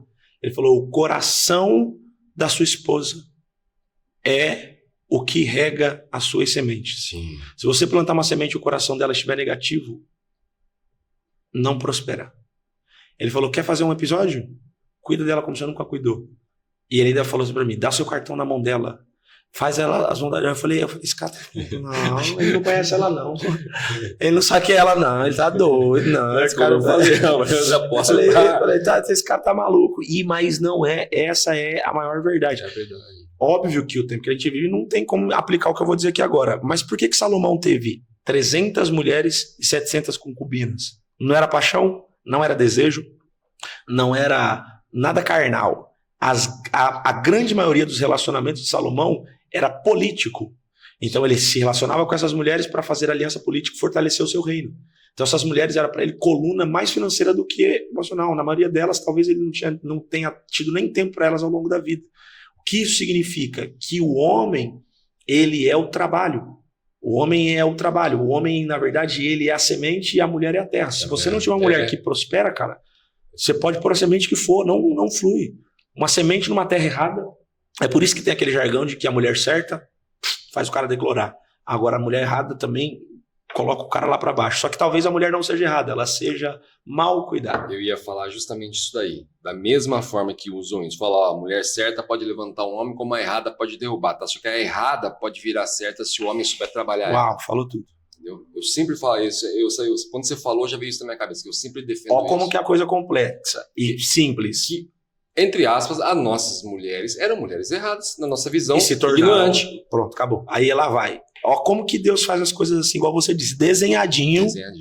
Porque quando você vai plantar a terra, quando você vai plantar a semente, não é só chegar e jogar a semente. Você tem que trabalhar a terra, tem que arar, tem que plantar, esperar, tem que cuidar, o tempo. esperar o tempo. Então Deus está falando, talvez a terra é boa, mas você não quer trabalhar a terra, tá só jogando semente, ela não vai crescer. Semente e é literalmente. O cara vai lá, despeja a semente e quer resultado. Sim. Literalmente. Ele vai lá, tem uma relação, quer resultado. Literalmente. Ele despeja a semente e quer resultado. A única é que ele vai ter filho. Ele não colhe outras coisas, porque ele não planta outras coisas. Esses dias eu até brinquei que eu falei que a gente tem que esperar o processo da semeadura e dar os frutos, né? Aí eu fiquei olhando pra minha esposa e falei, cara, eu acho que eu plantei como chama aquele que demora pra ganhar um bambu chinês? Aí demora. Eu falei que demora pra caramba, porque toda hora essa mulher implica comigo, pô. Mas não é, a gente faz uma piada, mas realmente, a mulher tem que opor alguma coisa. Mas porque às vezes chega um plano que pra você é perfeito, sim, mas ela vê a falha, porque Deus revela pra ela. Só que quando você plantar alface, em 1 mês e meio você colhe. Só que, dependendo da fome que você tiver, você sozinho come um pé de alface. Agora, se você plantar jaca, só para a árvore crescer, vai levar 8 anos. Até você colher o primeiro fruto, talvez leve 10. Só que eu quero ver se você come uma jaca sozinho. E um pé de jaca não dá uma jaca só. Então, quem planta coisa pouca, colhe rápido, mas também colhe coisa pouca. Agora, quem planta coisa grande, demora. Mas a hora que colher... E o casamento é sim, eu brinquei, fiz uma piada sobre isso, mas é sim, é um bambu chinês, é pro resto da vida, vai demorar, é pro resto da sua vida, pro resto da sua vida, você vai ter que regar sempre, vai ter que cortar os galinhos ali que já não estão mais de acordo, sim, vai ter que fazer isso sim, é para o resto da vida, até que a morte os separe. Eu vou falar uma coisa aqui para você, Bispo, e que eu falo bastante, eu vou dar a minha visão, sim, que é uma visão que a visão que condiz com o meu propósito que eu prego. E aí eu quero que você dê a sua, eu mesmo conhecendo a sua, eu acho que você tem mais expertise e intimidade espiritual para falar sobre isso. A importância do jejum, cara. Eu, pela ciência, poderia falar um monte de benefícios que ela traz para o corpo, porque a gente está falando nesse assunto por quê? Porque a gente falou sobre a renovação da mente. E isso é uma questão fundamental para a renovação da mente. Uma coisa que o pessoal, estou explicando pela ciência, uma coisa que o pessoal esquece é a ligação do cérebro com o intestino. O intestino é considerado o segundo cérebro. Então, quando você faz o jejum, você pratica aquela limpeza, cientificamente, teu raciocínio melhora. Eu estou falando isso em questões ciência. Agora eu quero que você fale pra gente em questões a importância do jejum pro espiritual, cara. Eu explicaria a importância do jejum com esse copo de água aqui. Se esse copo tivesse cheio de vinho, não caberia essa água. Então, para eu colocar essa água aqui, eu vou precisar derrubar o vinho para poder colocar a água aqui dentro. Então, o que o jejum faz com alguém que faz ele de forma espiritual? Porque você sabe que o jejum não é o fato de você ficar sem comer. Sim. Ele é o fato de você se abster das coisas da terra e se desligar para um momento com Deus. Então é praticamente uma desintoxicação espiritual para que você se encha de algo que Deus tem para colocar em você. Então uma pessoa que ela não aprende o caminho do jejum, ela não aprende a se abastecer de Deus. O jejum faz você se desligar. Uma pessoa que aprende o caminho do jejum, ele aprende o nível de força espiritual que ele tem, que só pode vir pelo preenchimento que Deus tem para a alma dele. Então as pessoas acham que se ela não tiver esse cuidado, ela até acha que o que vai mover ela no jejum é o sacrifício, de ficar sem comer. A Bíblia chega a dizer que quando você jejuar, não é para você nem se mostrar isso. abatido, não é para você ficar contando, porque tem gente que faz questão, tô aqui, tô morrendo. E não é sobre isso. É sobre uma troca espiritual, é uma particularidade sua com Deus, é uma troca, você e Deus. Quando você faz um jejum, que pode ser qualquer pessoa, você está dizendo assim, Deus, eu quero menos de mim e mais do Senhor. Eu quero que o Senhor tire as cargas que eu estou carregando, eu não estou conseguindo me conectar ao céu, eu não estou conseguindo ver nada diferente, eu não consigo ver mudança, eu não consigo nada disso que eles falaram aí, em todo esse tempo de podcast, eu não estou conseguindo captar essa mensagem, eu sei que ela é certa, mas ela não entra em mim. Sabe o que é o jejum? Numa contramão, no inverso, o jejum é mais ou menos isso aqui, ó. O jejum vai te levar ao caminho que te priva do pecado. Então imagina que você passa na frente da Sodier agora. Pô, olha aquele bolo. Não sei se você gosta, eu não sou muito fã de bolo, mas o da Sodier é diferente. É diferenciado. É diferenciado. É outra coisa ali. Cara, olha, falando nela, a minha esposa Bruna, meu Deus, se eu passar na frente do sangue de Jesus tem poder. Então vamos supor que a Sodier, pelo amor de Deus, não vai cortar lá, porque o povo é terrível, né? Não aqui, mas o povo vai cortar e falar assim, o pastor que falou que a Sodier era o diabo. Não é isso que eu estou dizendo, não. Sangue de Jesus tem poder. Mas vamos supor que aquele bolo da Sodier é o prato que o diabo preparou para você. Certo? E você passa por ele, você fica encantado, você fica cheio de vontade, falando, meu Deus, é o que eu quero. Só que você passou e foi almoçar. E aí no almoço, a sua mãe te serviu uma macarronada daquela pesada e você foi lá e se entupiu de macarronada. Quando você volta, você continua cheio de vontade no bolo, mas não tem mais espaço. Sim. Então, ele continua te atraindo, mas não cabe mais.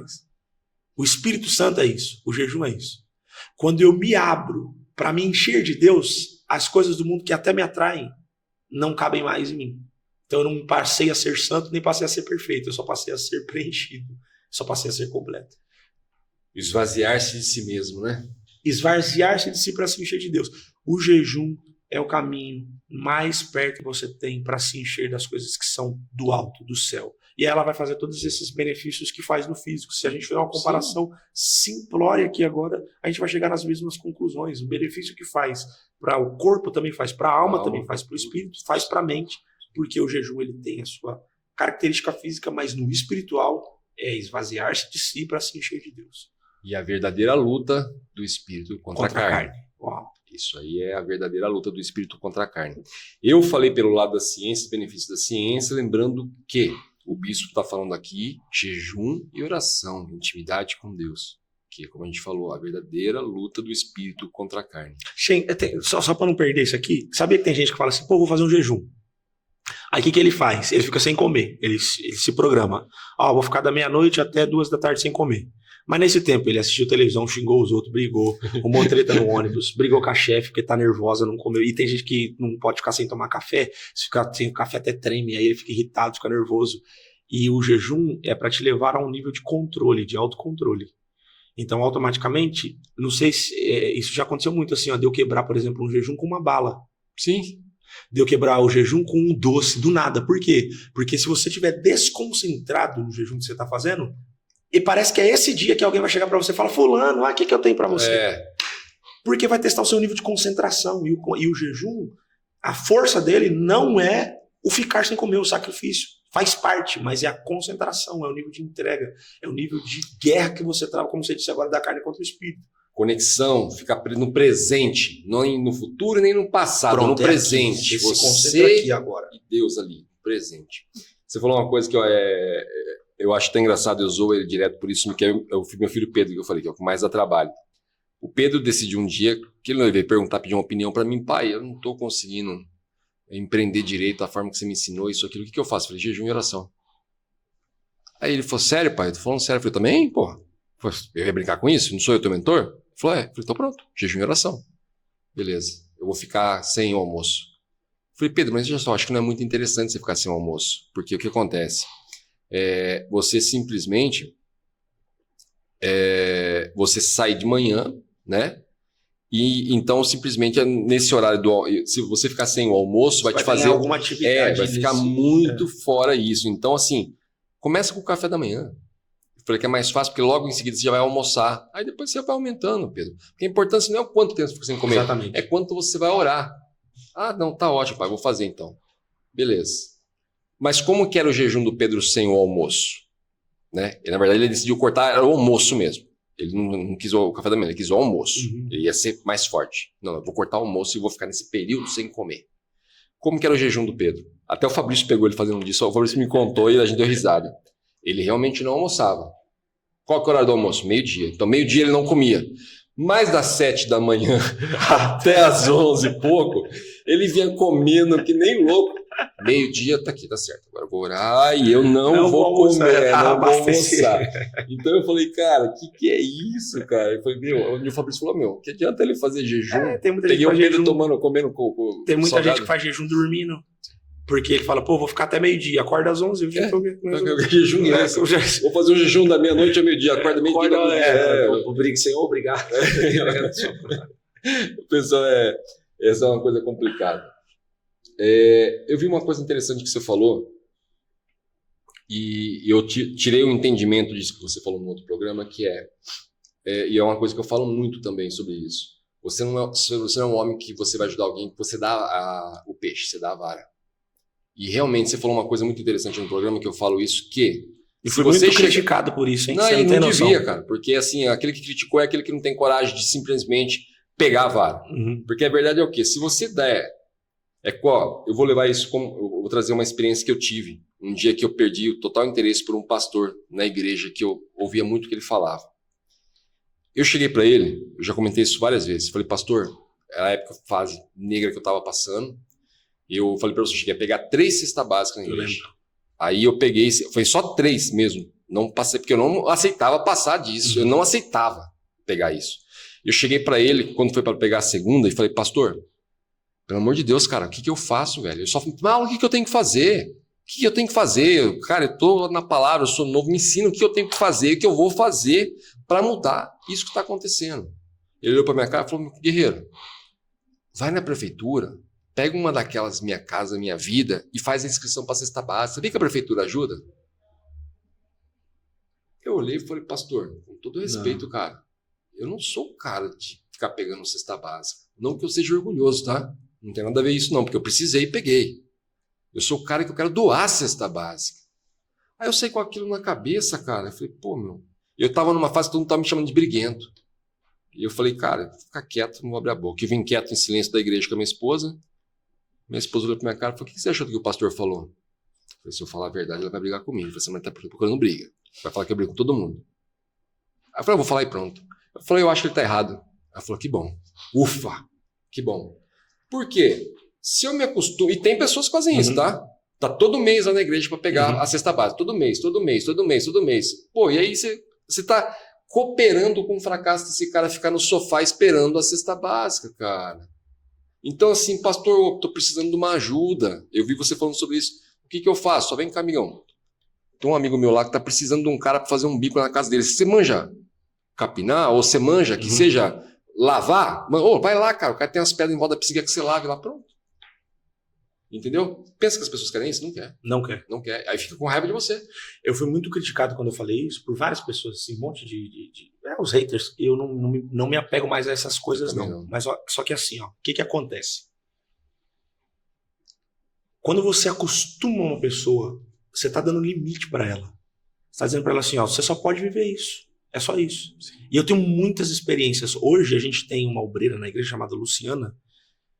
E foi a partir dela, eu não tinha esse nível de pensamento, mas a partir disso que eu vi com o meu pai, que é meu pastor presidente, né, o apóstolo Wagner Roberto, ele fazer com ela, e isso entrou em mim tipo há anos atrás, porque ela morava mal, a nível de que o dia que ela foi pegar essa cesta básica, a gente foi deixar, e ela falou, não, pode deixar aqui mesmo, o resto eu levo. Pô, faltava uma caminhada, faltava tipo assim, sei lá, uns 100, 200 metros para mais, e ela queria que a gente deixasse ela ali. Por quê? Porque na porta da casa dela passava um esgoto aberto, a casa, tipo, acabada, tal, tudo. Aí a gente falou, não, nós vamos lá. Quando a gente chegou lá, meu pai entregou a cesta para ela e falou assim, ó, pra ela, a partir de hoje eu declaro que eu nunca mais vou te entregar uma cesta. Ela arregalou o olho, ele falou, mas não é porque eu não quero te ajudar, é porque enquanto eu estiver te dando cesta, eu estou alimentando o fracasso que existe em você. É verdade, cara. Eu não quero mais ver você aqui. Você vai mudar. Cara, essa mulher, diante de Deus, hoje ela mora num apartamento, ela tem a empresa dela que é tipo assim, um comércio que ela vende lá os doces das balas dela. É uma outra realidade. Sim. Porque ela abraçou essa palavra. Ela mudou de nível. E eu não tenho problema em ajudar as pessoas. A nossa igreja sustenta mais de 60 famílias com cesta básica todos os meses. O problema não é a cesta. Só que quando a pessoa vem para o atendimento para receber a cesta, a primeira coisa que ela recebe não é a cesta, é um confronto. E ela senta aqui, eu vou falar para ela assim, eu falo, ó, mas o que você quer? Você quer ser sustentado pela igreja? Você quer ficar... É só isso que você quer? Se for isso, nem essa que eu vou te dar. Obviamente que quando ela sair dali, eu vou entregar aquela cesta para ela, ela vai. Mas a minha missão não é deixar ela acostumar com aquela cesta. Porque se ela acostumar com aquilo ali, ela não muda de nível. E a maioria das pessoas que elas vivem disso, elas nunca foram confrontadas. Elas vêm de uma geração assim, vêm de família assim. Elas acostumaram com a humilhação. Se um homem soubesse... Porque eu imagino que você sempre fala assim, você falou aqui agora assim, poxa, eu peguei só 3. Eu peguei só 3 já é uma justificativa dizendo assim, cara, eu não sou e eu me senti humilhado, na segunda já me senti humilhado. Claro. Então você imagina que tem homem que não sente essa humilhação mais, ele está acostumado, a mente dele está cauterizada para esse fracasso. Se não tiver alguém que chega nele e dá um choque, ele não muda. Quando Jesus apareceu para Pedro, por que Jesus não mandou os peixes aparecer na beira da praia? Ele falou, volta lá e pesca de novo. Volta lá e joga a rede de novo. A maioria das vezes que Jesus fez um milagre, ele precisou que as pessoas tomassem algum nível de atitude. E eu vou falar uma coisa para você que é confrontador. Milagres é para quem não pratica a lei da semeadura, porque milagre é um socorro de emergência para um fracasso. Sim. Só existe milagre onde teve um fracasso, e Deus não quer lidar com fracassados. Deus quer lidar com gente que gera. Deus não abençoa ninguém parado, né? Não abençoa Não ninguém abençoa parado. Milagre é o resultado, tipo assim, ó, pô, esse cara veio até aqui, ele tá todo detonado. Eu preciso fazer um milagre para ele aprender a despertar e ele gerar resultados. Ó, Elias e Eliseu. Elias é um profeta, ficou notório para toda a cidade de que ele ia ser arrebatado, que ele ia ser levado para o céu. Eliseu é o moço que ele cuida, ele está mentoreando esse moço. Lá começou a primeira mentoria. Ele pega o menino, põe do lado e fala assim, eu vou te ensinar o que eu faço, quando eu for levado para o céu você vai fazer igual. Ele ensinou o menino. Quando Elias vai ser levado aos céus, aí ele olha para ele e fala assim, ó, quando eu for levado, o que você quer? O que você quer que eu te dê? Eliseu olhou para ele, cara, isso é sensacional. Eliseu olhou para ele, podia ter pedido uma coisa chamada resultado. O que é resultado? Eles tinham escola de profeta, de repente ele podia ter uma casa, uma economia, e Eliseu poderia ter pedido para ele resultado. Falar assim, ó, deixa para mim sua casa, deixa para mim a escola, deixa para mim suas vestes, suas roupas, deixa para mim, sei lá, seus anéis, seu ouro. Ele podia ter pedido isso. Ele disse assim, ó, eu quero porção dobrada do que você carrega. Sabe o que ele estava dizendo? Eu não quero resultado. Eu quero a capacidade de gerar resultado. Porque se você me der um resultado pronto, ele vai acabar. Mas se eu tiver a capacidade de gerar resultado, enquanto eu estiver vivo, eu gero. Então onde eu for, eu gero. Onde eu pôr o pé, eu faço acontecer. E a maioria das pessoas querem resultado, coisa pronta. E Deus não quer te dar coisa pronta. Deus quer te dar a capacidade de gerar. É isso mesmo. É como aquelas pessoas que trabalham durante muito tempo e aí ela se aposenta obrigada. Você percebeu que essas pessoas não duram muito tempo, ela morre? Verdade. Ou ela arruma outra coisa para fazer, o que mantém ela viva, ou ela morre. É verdade. Tenta colocar esse cara que trabalhou a vida inteira, que é isso acontece mais com nossos pais, com nossos avós lá atrás. Manda ele ficar parado. Chega um dia pro teu pai e tu fala, não, essa semana inteirinha você não vai pregar não, você vai ficar aqui em casa. Você não lembra daqueles senhorizinhos que a gente tinha aqui, você via ele, do nada ele saia na rua andando, subiando, ele tinha que fazer alguma coisa, ele tinha que andar, ir pro bar, ele tinha que fazer alguma coisa, porque o cara ficar parado, ele atrofia. E nós estamos numa geração, mas nós estamos numa geração que tá tudo muito pronto, tudo muito fácil. Essa ferramenta aqui, ela não tem que ser... olha o que eu vou dizer aqui. Essa ferramenta que Deus colocou nas suas mãos, poderosa, e que eu tenho certeza, cara, que com a essência que eu tô sentindo em você, com a leveza que tem em você, com a verdade que tem em você, eu tenho certeza. Eu vi o meu amigo Yang aqui esses dias e... eu tava aqui. Eu vi ele aqui. Dando essa honra pra gente. E eu tenho certeza que vai chegar um momento que o que acontece hoje no Yang vai acontecer aqui. Eu tenho certeza. De forma maior. Não é por competição, nem por comparação. Não, o tema nosso foi inspiração versus inspiração, cara. Por inspiração, Deus vai fazer isso acontecer. Eu tenho certeza disso. Mas essa ferramenta aqui, ela não pode ser pra pessoa sentar lá em casa e ficar assim, pô, que maravilhoso que ele disse. Isso aqui é pra mim, hein? Uau, olha a minha família. Que legal. Cara, eu vou te indicar um podcast que eu vi aí. Pra você assistir também. Aí ele indica pra 30 pessoas e não põe 10 minutos de tudo que ele ouviu em prática. E tá tudo pronto. O obeso cerebral, como diz nosso amigo Pablo Marçal. Obeso cerebral. Pega todos os podcasts. É por isso que eu sempre falo isso daí. Eu fui criticado já por isso também. Que eu falo, cara, eu não decoro a Bíblia. Eu não sei que versículo. Não sou aquele cara que sei versículo, isso, aquilo. Por quê? Porque é o seguinte. Eu vejo muitos que decoram, mas não aplicam. Verdade. Entendeu? É como uma questão que muitas vezes eu vejo a pessoa nessa ignorância. Ainda. Isso é uma coisa que, cara, me sobe o sangue, me tira fora do sério. Quando a pessoa fala assim, o dinheiro, que eu falo muito sobre a questão de prosperidade, que se você não prosperar, você não consegue ajudar ninguém. Sim. Um ferrado não ajuda uma pessoa ferrada. Mas o dinheiro é a raiz de todos os males. Volta lá, pega a tua Bíblia lá, se estiver faltando no seu, vai lá na minha, que a minha está completa. Não é o dinheiro, é o amor ao dinheiro. Verdade. Entendeu? É a questão de tipo assim, você comprou o carro dos teus sonhos. Quem tem o carro? É você que tem o carro ou o carro que te tem? Da tua esposa querendo entrar? Não entra aí não, que você vai sujar aí. Seus filhos querem entrar no carro? Não, acabei de lavar. Não entra no meu carro não. Então o carro te tem. Verdade. Entendeu? É aquele negócio. Então você tem que ter o carro. Então as pessoas... O dinheiro é um ótimo servo e um péssimo senhor. É isso mesmo. É isso mesmo. O dinheiro é um ótimo servo e um péssimo senhor. Essa é a grande questão. Então eu acredito assim, você falou sobre a questão de amor ao dinheiro. Aí alguém vai e fala assim, dinheiro não traz felicidade. Você pergunta, e pobreza, tá? Manda o seu pra mim aqui, manda o Pix na tela. Dinheiro não traz felicidade, pobreza, tá? Você tá feliz? Pô, tá feliz aqui. Então, essas travas que a pessoa precisa entender. Não é vergonhoso você correr atrás de dinheiro e dar o melhor para sua família. O que é vergonhoso é isso te dominar e fazer de você um escravo, que você pisa em pessoas ou humilha pessoas por causa daquilo que você tem, ou as coisas são mais importantes que pessoas. E olha que coisa forte. O amor ao dinheiro é a raiz de todos os males. Tem gente que tem muito dinheiro e o dinheiro realmente não compra a felicidade. Por que que ele não compra? Porque às vezes você vai ter uma cama, mas não adianta você ter a melhor cama e não ter o sono. Você tem a melhor mesa, os melhores pratos, mas não tem a fome. Você compra a melhor casa, mas não tem um lar. Você compra pessoas, mas não tem um amigo. Então o dinheiro não compra a felicidade. Mas também lutar por isso, ou adquirir, correr, levantar riqueza, não é sinônimo de avareza, é sinônimo de trabalho, de orgulho, de cuidado, de responsabilidade, de gerar para sua família o melhor para as pessoas que estão à sua volta. E como você disse, como é que eu vou ajudar alguém se eu não consigo nem me ajudar? Aí é o que a gente conversou no começo. Amar o teu próximo como a ti mesmo. Se eu não amo nem a mim, eu não amo nem para mim. Ó, um dia eles vão assistir e vão dar risada. Eu tinha um amigo que estava saindo candidato a vereador na cidade. Aí, eu gosto muito de bola, gosto de futebol. Aí a gente tava na beira de um campo e eu tava com outro amigo. E hoje ele trabalha na política, o Feu. Aí esse amigo nosso veio vindo de lá pra cá. Tava um frio, cara. Um frio. E ele vem vindo só de camiseta. Esse que ia ser candidato a vereador ia vindo só de camiseta. Aí esse amigo meu, Feu, olhou pra mim e falou assim: Bispo, ele acabou de perder meu voto. Aí eu falei assim: por quê, cara? Ele falou: pô, nesse frio, ele não tá cuidando dele, como é que ele vai cuidar do povo, vai cuidar de mim?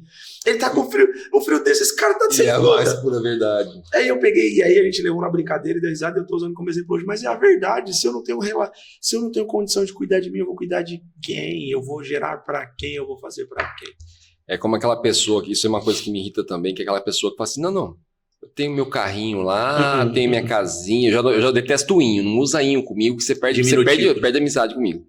Eu tenho a minha casinha, tenho meu carrinho lá, meu salário tá sossegado. Eu preciso ser egoísta. Verdade. Porque se você não fosse egoísta, você tava prosperando, tava ajudando mais pessoas. Porque a palavra fala que é pra você servir.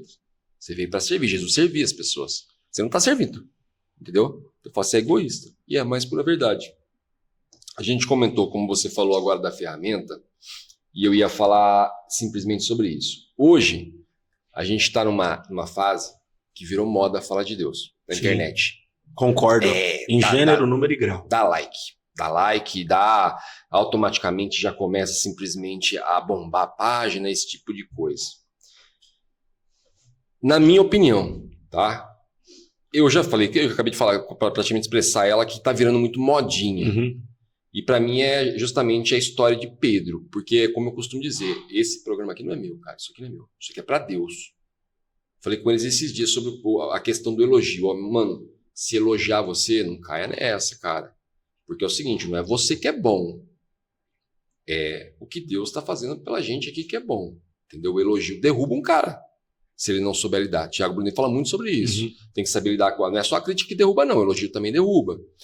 Então hoje, você não acha que o pessoal está perdendo muito foco? Começa o propósito bem. Lindo, maravilhoso, leva pessoas lá magníficas, assim como a gente está trazendo você aqui, fala da palavra, isso, aquilo, não sei o quê. Só que ao invés do cara estar preocupado com as palavras que o bispo falou, quantas pessoas tocou do outro lado, ela está preocupada lá quantos likes deu, quanto que vai dar, quanto que eu vou monetizar com isso. Então está sendo um Pedro, está desfocando de Jesus, vai afundar. Para mim, a receita desse bolo não tem como ser outra coisa. Qual que é a sua opinião sobre isso? Porque assim, cara, a gente sabe, é aquela história, tá plantando, você não está plantando a semente legal não, irmão, você está plantando limão e você não vai colher morango não. Tem o lado bom de tudo isso, que a Bíblia fala que fale bem ou fale mal, pregue e prega a palavra. Então, ela acaba chegando. Isso aqui também. Né? É tipo assim, o lado bom é só isso. Que tá falando de Deus, tá chegando e às vezes vai chegar em algumas pessoas que talvez não alcançaria. Então, esse lado é o positivo. Mas é realmente assustador a forma que internet, reconhecimento, dinheiro muda o propósito. Sim. Existe um grande evento no Brasil, e o que eu vou falar aqui agora, para mim, eu não tenho nenhuma proximidade com eles, nunca estive lá, mas eu já colhi muita coisa boa de lá, chamado Gideões Missionários. Então tem muitos amigos que eu vi, hoje são meus amigos pessoais, como eu estava conversando com o pastor Samuel Procópio agora, muitas referências que eu vi nesse grande evento, e que edificavam a minha vida através do YouTube, antes de qualquer coisa. Então eu parava ali e ficava 1 hora. E esses dias eu até falei assim, ó. Por exemplo, a gente tá conversando aqui um tempão, certo? Sim. Vamos supor que essa entrevista aqui dure 2 horas. A maioria das pessoas, elas se importam em assistir um corte de 1 minuto, 3 minutos. Ela tem dificuldade de sentar e falar, pô, vamos ver tudo que esses caras assistiram, ou vamos assistir tudo. Elas têm dificuldade. Antigamente, a gente tinha que assistir uma mensagem inteira e eu ouvi muito Marco Feliciano. Eu via muito, enchia meu coração. Sim. Tudo que eu via desses caras. E o Gideões Missionário teve uma fase muito difícil porque começou a acontecer o que está acontecendo com a internet. Virou um palco, virou uma como é que diz? Um espelho, assim, as pessoas iam lá, então eu ia lá para conquistar as minhas agendas, eu ia lá para ganhar nome, e aí no meio do caminho a essência dos Gideões foi se perdendo. Eu não estou nem falando das lideranças no geral, pastor Cizinho e tantas outras coisas, mas as pessoas foram mudando o propósito pelo qual queriam ir lá. E os Gideões, no meio do caminho, sofreu muitos ataques e quase parou. Não parou porque tem um propósito missionário e um projeto de Deus. E eu estava conversando com um amigo ontem e ele falando, pô, mudou. O pessoal voltou para a essência, o pessoal está orando lá de novo, você vai lá, se sente de novo. Então eu acredito que essa moda que facilita que qualquer um pode ser crente, a pessoa não precisa ter uma vida, ela só precisa ter informação. Ela não precisa viver, ela só precisa falar sobre aquilo.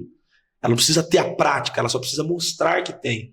Isso é muito perigoso, cara. Muito perigoso. E é muito perigoso porque agora qualquer um tem informação. Uma pessoa que se irrita comigo lá na igreja, ele vira pastor e dá conselho pros outros. Sim. Justamente. O cara que não... Eu não tô falando que eu sou perfeito, não. Mas, por exemplo, você vai lá dar margem pra pessoa, ele vira líder e direciona pessoas. Sem ter passado por nenhum terço de tudo que você já passou pra trás. Então isso é muito perigoso. Mas aí, um tempo atrás, uma missionária foi pregar lá na igreja e ela falou assim, ó, um dia um jumentinho chegou em casa e falou assim, mãe... Eu entrei em Jerusalém hoje e eu fui aplaudido, mãe. Eu entrei em Jerusalém hoje, fizeram uma festa pra mãe. Você não tem noção do que foi Jerusalém hoje. Ramos de flor e o povo me aplaudindo. E mãe, você não sabe. Ela, foi mesmo, meu filho? Foi. E aconteceu alguma coisa típica? Ela, não, eu tava carregando um homem lá e tal. E fui. Ela falou, meu filho, faz o seguinte, volta de novo lá na cidade. Aí ele voltou na cidade, entrou pela cidade, e aí agora a cidade tá vazia, ninguém aplaudiu, apareceu só um homem lá que tocou ele para fora, ele voltou para casa frustrado, e disse, mãe, o que aconteceu, mãe? Fui lá hoje, o povo não me reconheceu, que povo doido é esse? Que povo... Eles me chutaram para fora da cidade. Ela disse, meu filho, porque os aplausos nunca foram para você. Quem era que você estava carregando? Ela, um tal de Jesus. Pois é. Então o segredo nunca foi que os aplausos e a vitrine era para você. Eles estavam aplaudindo Jesus. Quando você entrou sem a presença, acabou os aplausos, acabou a fama, acabou a presença. Então o que as pessoas precisam entender é o seguinte, eu planto o que eu quero, falo como eu quero, mas a hora que Jesus retirar a presença, que ele arrancar a arca, não sobra nada, amigo. É isso mesmo. Não sobra nada. Então eu não vou ficar batendo contra, porque eu acredito que o maior juiz, não é, eu vou defender sim a causa, mas o maior juiz é Deus. E a hora que ele se retirar, amigo, acaba tudo. E às vezes Deus está dando um tempo para algumas pessoas entenderem. Você quer realmente o propósito? Dá tempo de voltar, tempo de retornar, ou então tempo de entrar pela primeira vez de forma correta, porque a honra não é para você. A hora que Deus tirar a mão, amigo, acaba. Pode estar onde for, vai estar caseiro. A gente falou, não vou ser injusto também, porque a gente falou aqui da internet que hoje é o que está ganhando voz ativa no mundo. E foi como a gente falou, hoje também as pessoas não estão querendo ter aquela vontade que a gente tinha de assistir uma pregação inteira. Eles preferem os cortes, realmente. Eles preferem os cortes, é mais fácil ele pegar as mensagens ali. Porque quase todo mundo hoje está vivendo na correria. É a síndrome do pensamento acelerado. Está todo mundo acelerado hoje em dia. É a Bíblia se cumprir, porque a Bíblia diz que se Deus não antecipasse o tempo, o amor de muitos esfriaria. Sim. E esse tipo de coisa que a gente está falando hoje da internet, que é virando modinha e perdendo o foco, que o foco é Jesus... também acontece em igrejas. Muito. Só que a gente comentou de igrejas que viraram empresas. Muito. O propósito começou lindo, maravilhoso. Daí a pouco acabou o propósito. Aquele que está líder religioso já se engrandeceu. Nossa, mas está prosperando muito dízimo, está lotado, é isso, aquilo. Já está pensando, nossa, está lotada, quanto será que vai dar? O que eu vou fazer de novo? O que eu vou fazer isso? O que eu vou fazer aquilo? Então, assim, eu não estou, na verdade, criticando ninguém. Cada um faz o trabalho do que quer. Só não perde o foco, cara. O foco é Jesus, velho. Então vamos lá. A Bíblia. Que aí nem eu e você. Quem falou foi a Bíblia. Aí não é a gente. Quiser criticar, critica a palavra. Davi começou certinho. Extraordinário. O melhor filho de casa. Respeitador de pai, mesmo tendo aqueles problemas que ele tinha. cuidador dos irmãos, mesmo sendo deixado para depois, passando por cima do ego, por cima de todas as vontades. Davi tinha um coração segundo o coração de Deus, começou íntegro, retíssimo. Lá no meio do caminho ele deslumbrou. E o dia que era para ele estar na guerra, ele ficou em casa. Viu Betseba, se encantou com ela, se deitou com ela, precisou matar o marido. Deus levanta Natan e leva dentro da casa dele e conta para ele uma história. E aí Deus fala para ele assim, ó, tinha 2 homens. Um tinha uma ovelhinha que ele colocava no colo, cuidava dela, dormia com ela, ele amava ela. O outro era rico, cheio de ovelhas, e passando viajante, o homem rico pegou a única ovelhinha desse, que só tinha uma, e sacrificou. Davi nem deixou ele terminar e disse assim, esse homem é digno de morte. Sim. Eu disse ontem, ele brincou comigo. A exegese do texto diz que o texto está falando sobre Davi e Urias. Não é isso? Mas eu também percebo que Deus está falando com Davi em 2 tempos. Lá vai. Deus está falando para Davi o seguinte, esse homem que só tem uma ovelhinha, cuida dela, ama ela, é você no campo, Davi. Esse homem cheio de ovelhas, rico, próspero, é você no trono, Davi. E você deu a sentença. Para o Davi que me agrada aparecer, o Davi que perdeu a essência precisa morrer. Era Deus pegando na mão de Davi e falando assim, ó, se você não voltar para o propósito original, acabou minha aliança com você. Se você não voltar para quem você era, aí Davi se rasga e fala, Senhor, tira tudo de mim, só não tira de mim a sua presença. Isso é uma coisa que eu falo sempre, cara.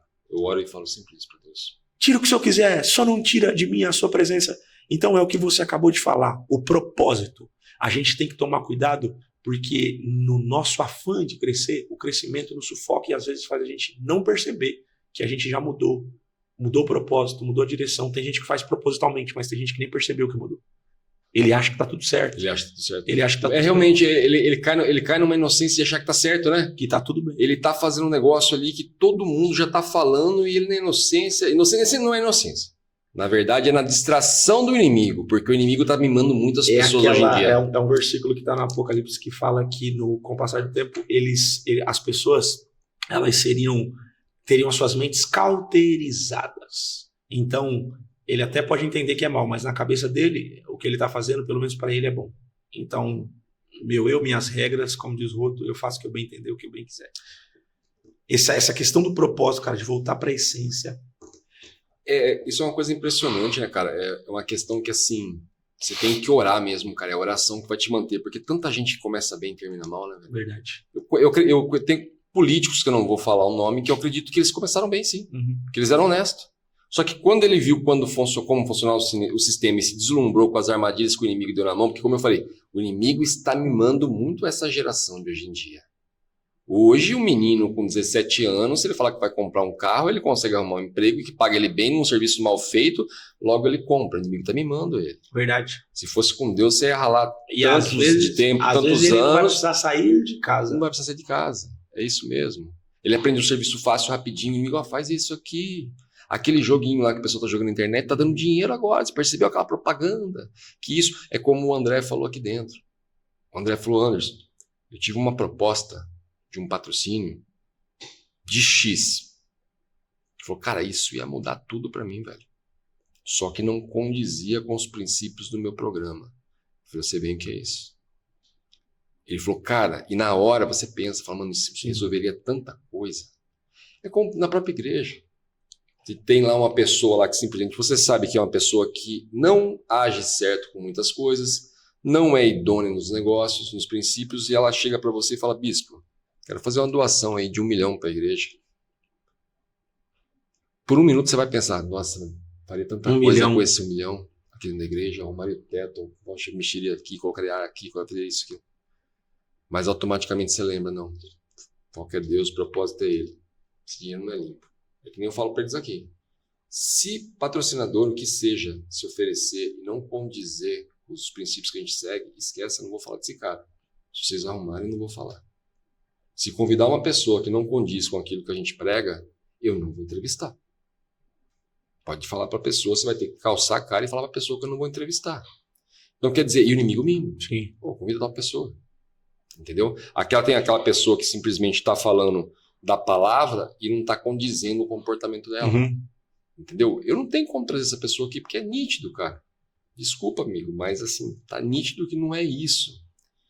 Então o inimigo tá seduzindo, tá muito sedutor. Então assim, cara, eu aprendi uma vez com esse mesmo apóstolo que eu te falei, que um dia quando eu me converti, eu perguntei para ele, falei, apóstolo, por que eu me converti, minha vida virou de ponta cabeça, cara? Que todo cristão fala isso, né? Eu falei, cara, virou de ponta cabeça. Eu falei, que isso? Eu falei, era assim? Para avisasse que eu não, né? Ele falou, deixa eu te falar uma coisa, meu amigo. Ele falou, o caminho com Jesus é muito mais estreito. Mas deixa eu falar a melhor parte.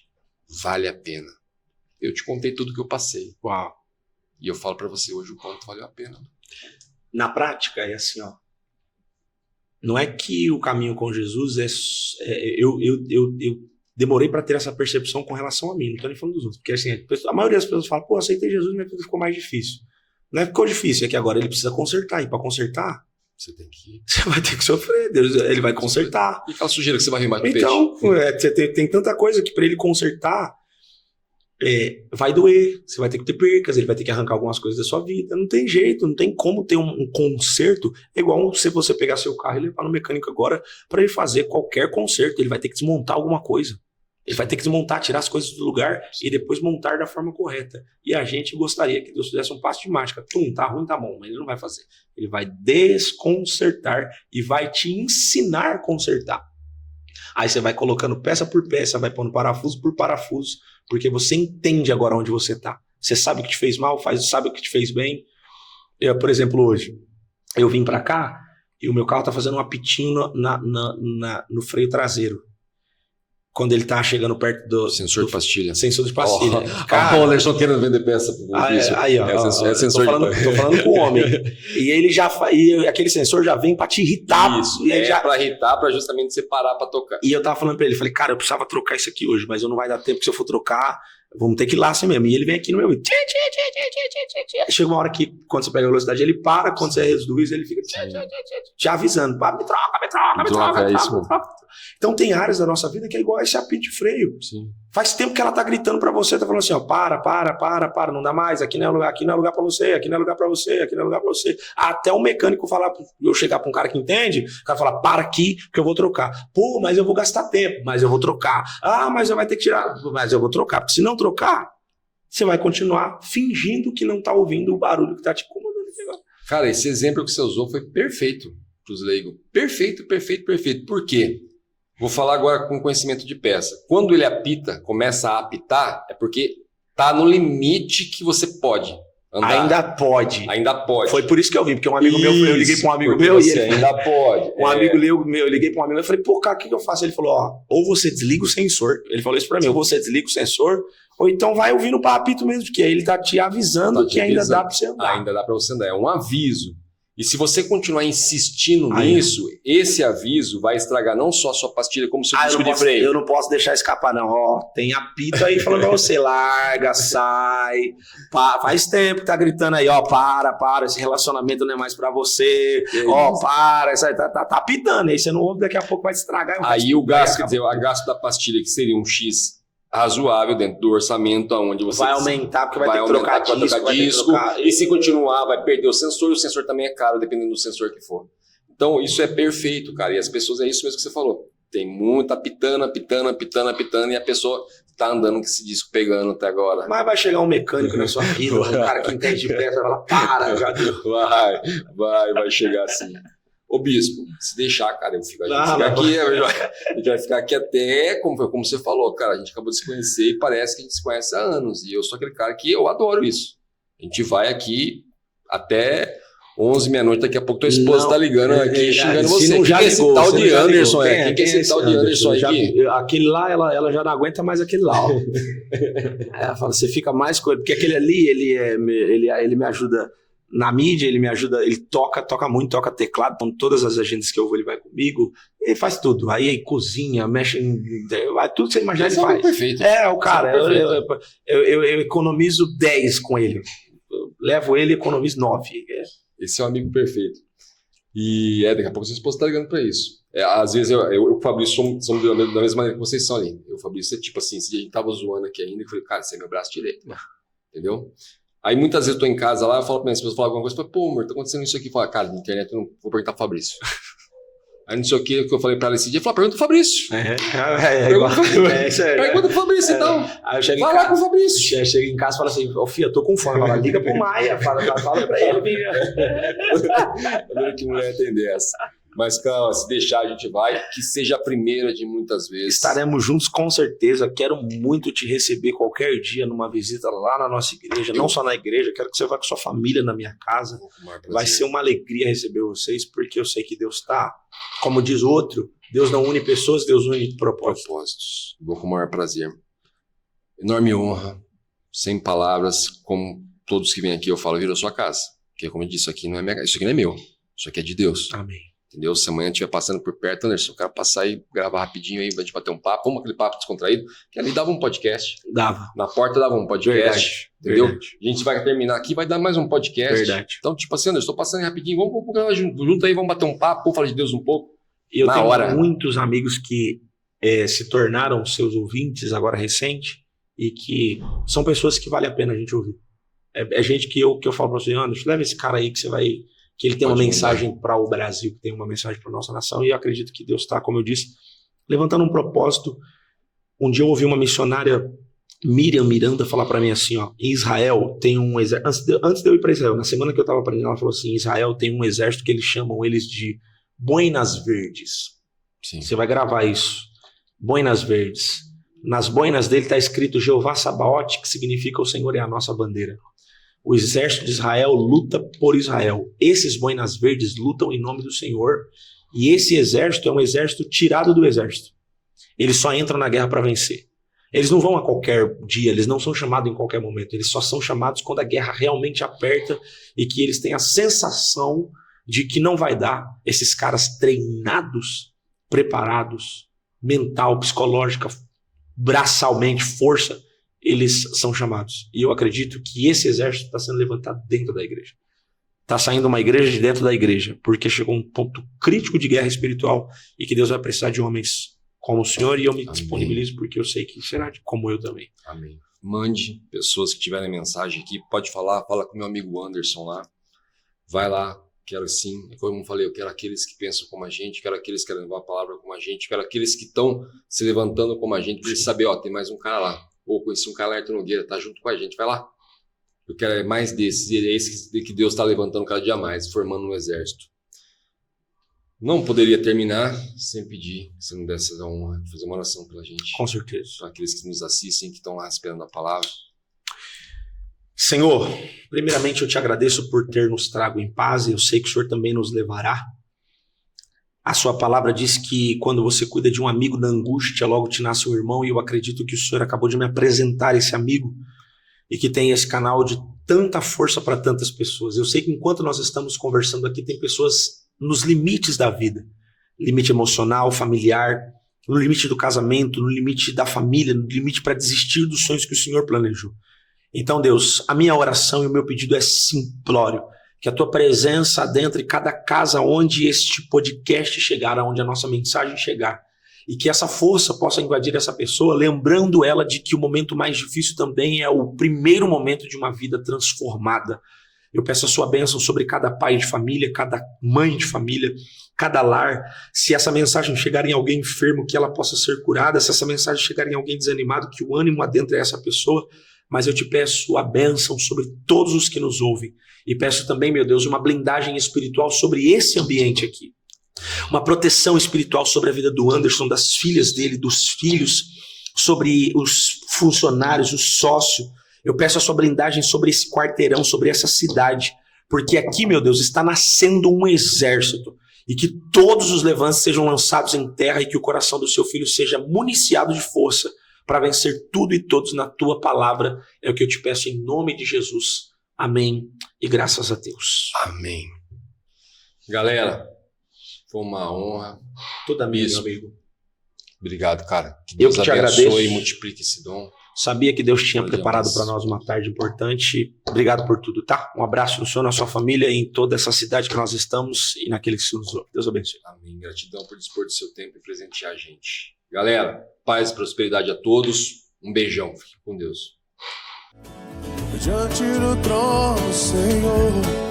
Quero levar meu sacrifício de louvor, as minhas mãos levantar.